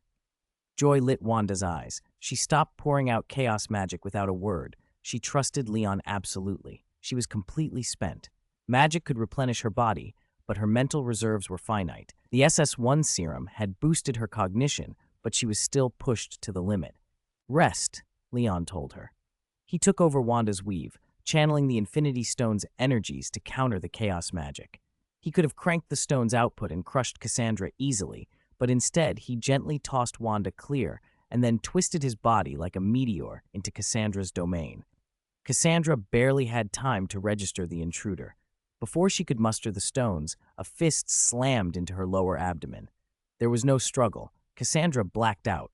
Her body exploded into a bloody mist that was immediately drawn into the black light clone's tentacles flicking from Leon's wrist. Leon snatched a sling ring that arched through the air. Time and Reality Stone, unexpected gain, he muttered, turning the sling ring over in his fingers. Could these Infinity Stones be used when he took them back? If the Avengers had used borrowed stones to snap in the main universe, maybe the ones loaned by the Sorcerer Supreme could be used the same way. This meant he could begin to comprehend the Reality Stone's laws. He slid the sling ring into his inner world. The red isolation sphere dissolved on its own. He was about to go retrieve Wanda when his black light clone's Peter Tingle prickled. He formed the seals and performed star projection. His soul left his body and slipped into the spirit realm. In this realm, accessible only to souls, Leon found Cassandra's spirit cursing and vowing revenge after she revived. Their eyes met. Cassandra, mid-curse, froze for a second and then ran. Leon chased her through the spirit realm, striking the soul and flinging it back into the physical plane. The black light clone extended a tentacle, pierced the returning soul, and swallowed it whole. Normally, someone whose soul left the body would lose control of their body. But Leon now had three bodies. His consciousness was split into three and centered in the original nucleus. Leaving his body didn't impair his control at all. The blacklight virus can actually devour souls, Leon said, impressed as his soul rejoined the original nucleus. He felt Cassandra's soul talent being analyzed. After the blacklight clone had absorbed Morland's racial talent to devour souls and totems, now even souls could be consumed directly. No wonder a single Morland had so dramatically boosted the clone's genetic level. The blood of 10 Spider-Men had raised the clone from 20 times to 21 times its baseline. After absorbing Morland's blood, it jumped to 25 times, already an eighth of the main body's level. What kind of surprises will Cassandra's gene optimization ability bring next, he wondered. Leon headed back toward Wanda, preparing to take her and Tony to where the little spiders were waiting. He felt no remorse about devouring Cassandra.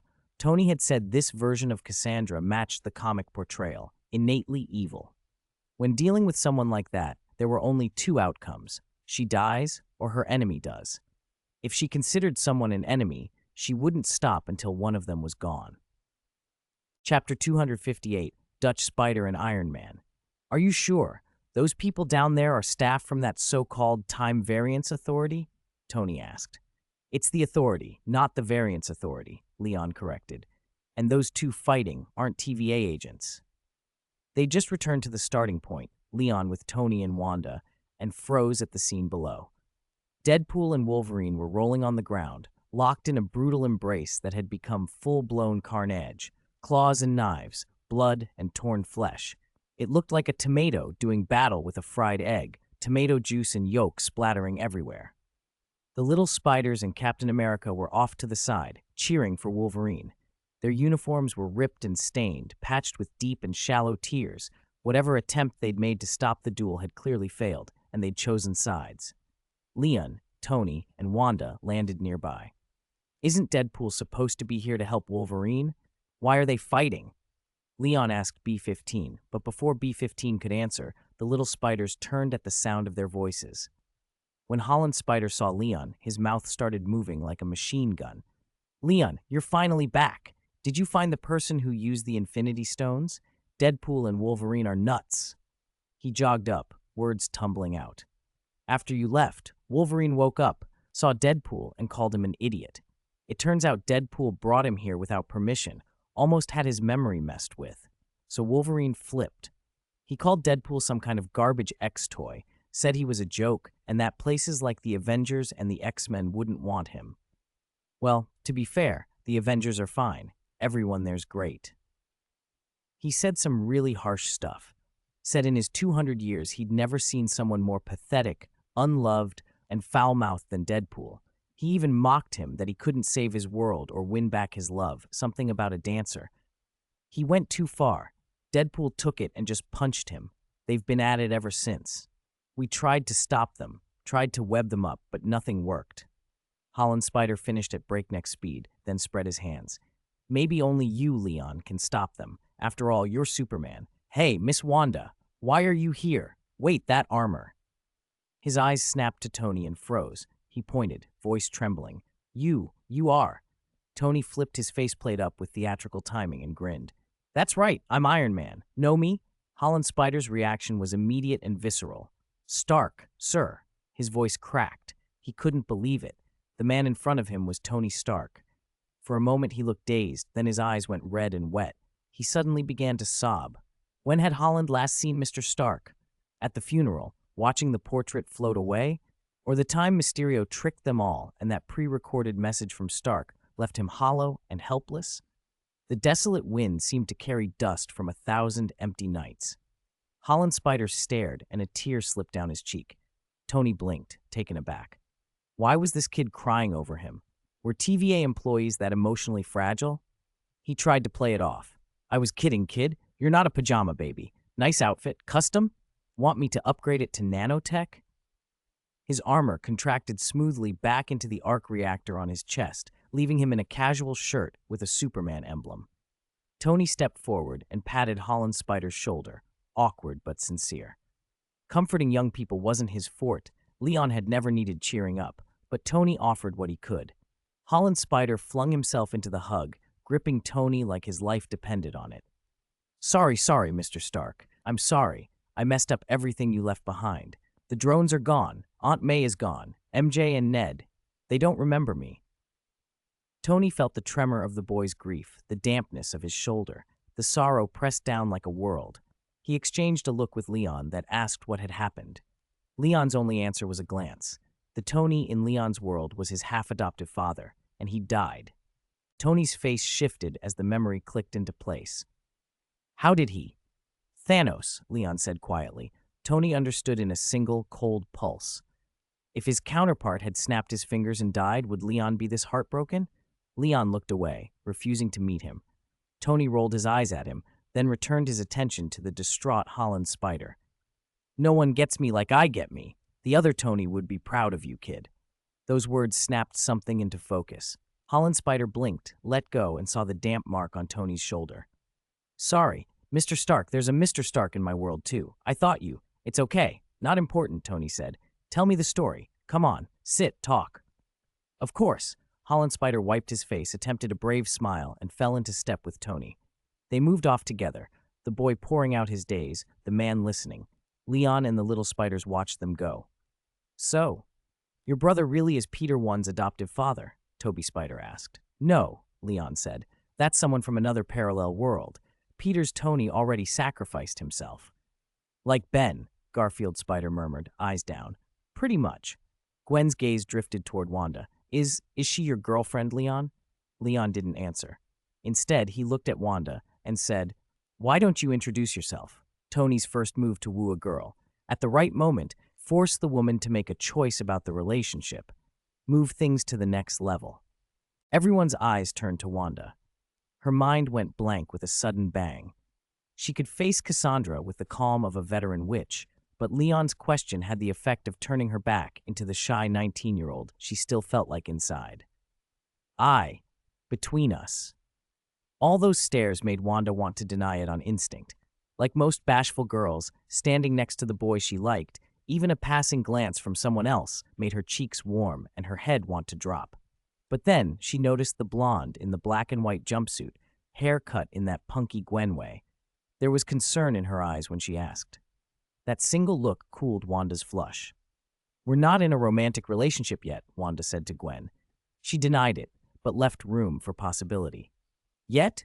Gwen murmured, glanced at Leon, and didn't press it. She hadn't planned to ask. She'd just suddenly seen Leon with a girl and felt a pang of curiosity. Wasn't that a normal kind of concern for a new friend? Leon was mysterious. When he seemed ordinary, he was a sorcerer, and when he seemed a sorcerer, he could be Superman. Handsome and fit, and endlessly surprising. Who knew if he'd suit up as Spider-Man next? Gwen pushed the faint odd feeling aside and smiled. Not everyone was so restrained. Garfield Spider and Toby Spider linked arms and chorused, Not yet? They exchanged teasing looks, like kids saying, Don't lie. We all know you two will be holding hands down by the river tomorrow. Wanda wrung her hands, eyes nearly spinning. I mean. Enough guessing. Let me introduce her. Leon cut in.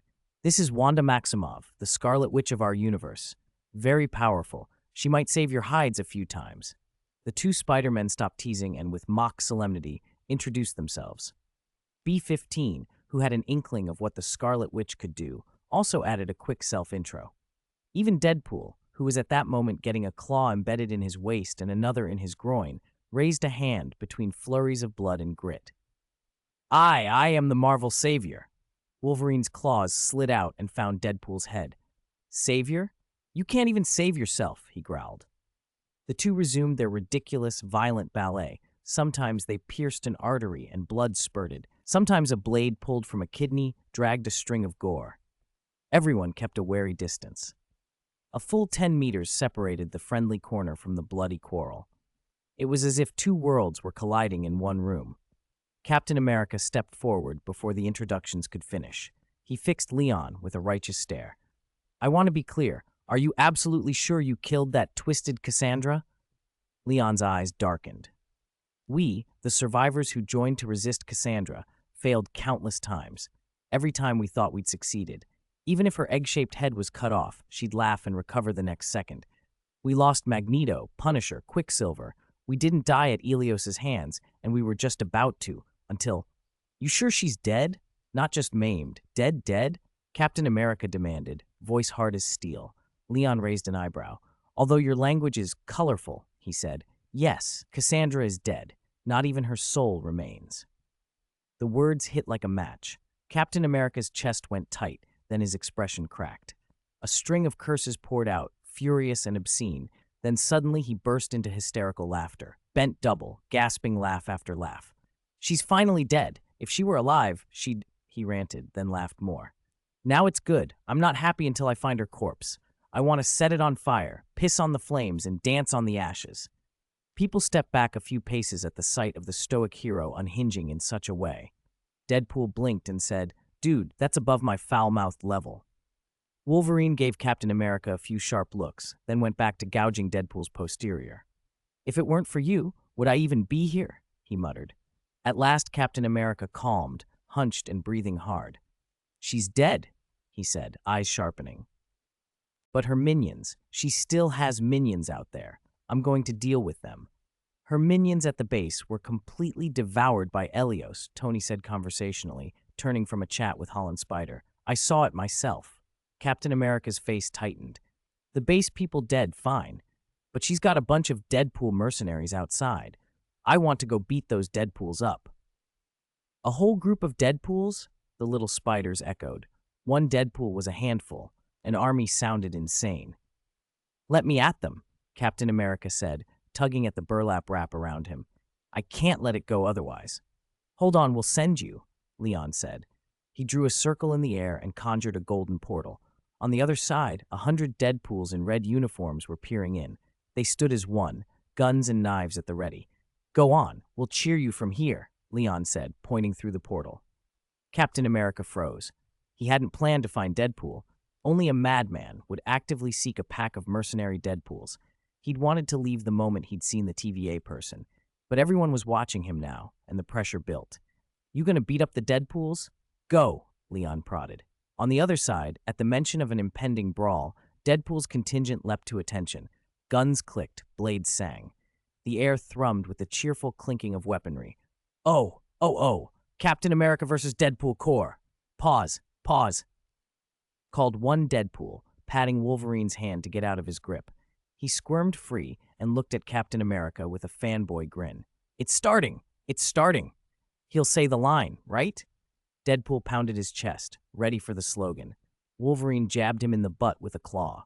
What line? He asked. Deadpool yelped in pain but pointed to Captain America. Of course it's. Instead of Avengers Assemble, a reluctant, tired voice rang out. It wasn't Captain America's voice exactly. It was higher, a little breathless. Flame on. In a flash, the figure erupted into fire. He wasn't Captain America at all, but a blazing human torch, phoenix-like, Johnny Storm, who shot up into the sky and streaked toward the Deadpool horde. Everyone gaped.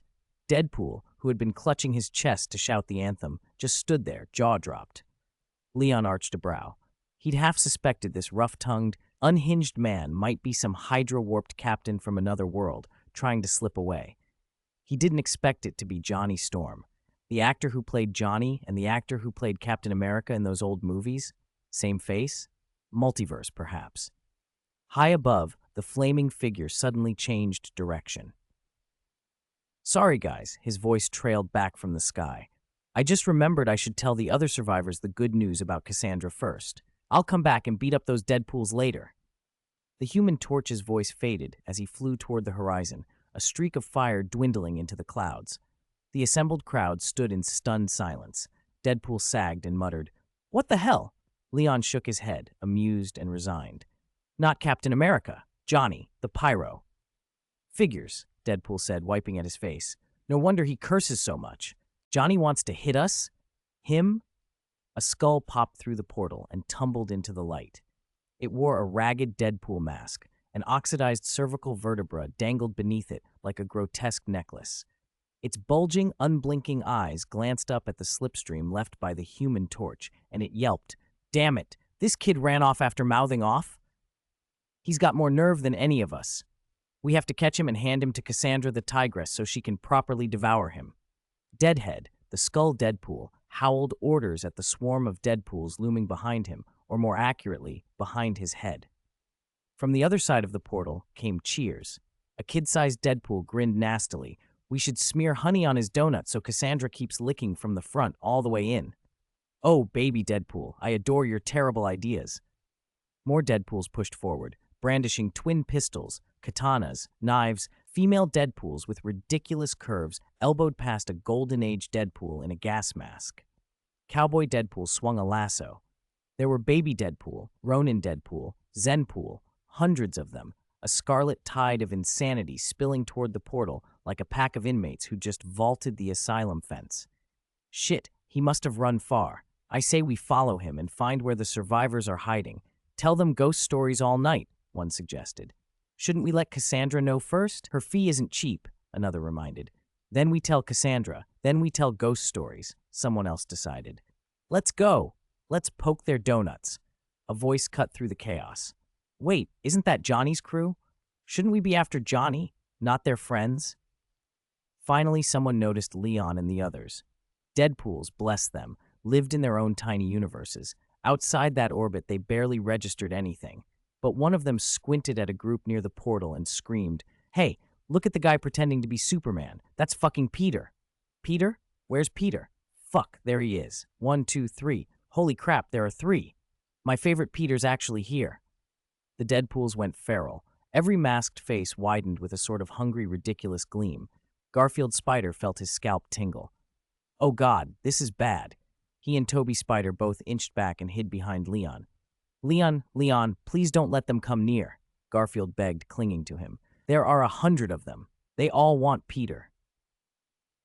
Across the portal, the Deadpools, stunned for a beat by the unexpected jackpot, surged like a single violent organism. They screamed and shoved and drew knives to gut whoever stood in the way, all to be the first through the portal to smother their beloved Peter. Deadhead's eye sockets seemed to form hearts, and he dove like a kamikaze, hollering, Peter, I'm coming! Why are all these Deadpools looking at us like perverts? Garfield spat, clinging to Leon's waist. Quick, think of something, Leon. Otherwise, we're going to get French kissed. Toby, not much for words, did the same, grabbing on. Guys! Wanda snapped, eyes wide. Gwen tugged her and quietly backed away. The whole scene was getting too ugly to watch. On their side of the group, Tom Holland's Spider, wide-eyed, squealed and shoved himself behind Tony. Mr. Stark, save me! Tony blinked. What are Deadpools? That's scary. Leon sighed and explained. Every Deadpool has his own Peter. Peter's a legendary figure in every Deadpool world. They all worship him. He glanced down at the 2 pairs of hands clamped on his suit. You had to get this dramatic? If 100 people wanted to kiss your face, press greasy handprints all over you, even grope your spider egg area, and every one of them reeked of garlic, would you stay calm, Leon? Garfield yelled. If you can't, then let us join in. I promise they'll like Superman too. Leon kept a tight smile, then did what he had to. He waved his hand and sealed the portal. Dozens of hands and feet that had already extended through were sheared off in an instant. He followed with a blast of heat vision and blew Deadhead out of the sky. The skull fell, howling Peter's name like a tragic romantic, and hit the ground in pieces. Even Tony, who'd seen improbable things, felt his jaw clench. The Peters exhaled in a chorus of relief, peeled off their masks, and wiped cold sweat from their brows. Thanks, Leon. You saved us again, Garfield and Toby said. You're welcome. Leon's smile was small. He heard the distant sound of hundreds more Deadpools revving motorcycles a few clicks away. On the Love Charge Highway, Deadpool was a force unto himself. Little Peter wouldn't be dragged into that ocean of stupid if Leon could help it. He'd even set up a recorder to catch whatever ghastly display came next. Then, while Wolverine had one of the visiting Deadpools cuffed and was giving him a very unamused stare, the pawn-sized Deadpool in his grip started howling, "Oh, Peter!" The Peters flinched and instinctively recoiled. When they realized it was the main Deadpool himself, they turned away and tried to ignore him, but his wailing only got louder. Logan shoved a claw into Deadpool's throat to silence him. Should be breaking, you idiot, he snarled. Come on, can't you let me talk to my dear Peter? Deadpool protested. jabbing Logan's side weakly with a baby-sized knife. Garfield pointed at his cheek and hissed, "My face still stinks. Saying it smells like garlic is being polite. It's like a trash can." Wanda and Gwen edged a little farther away. The stench, the hysteria, and the motorcycles in the distance made for a tense, ridiculous calm before whatever came next.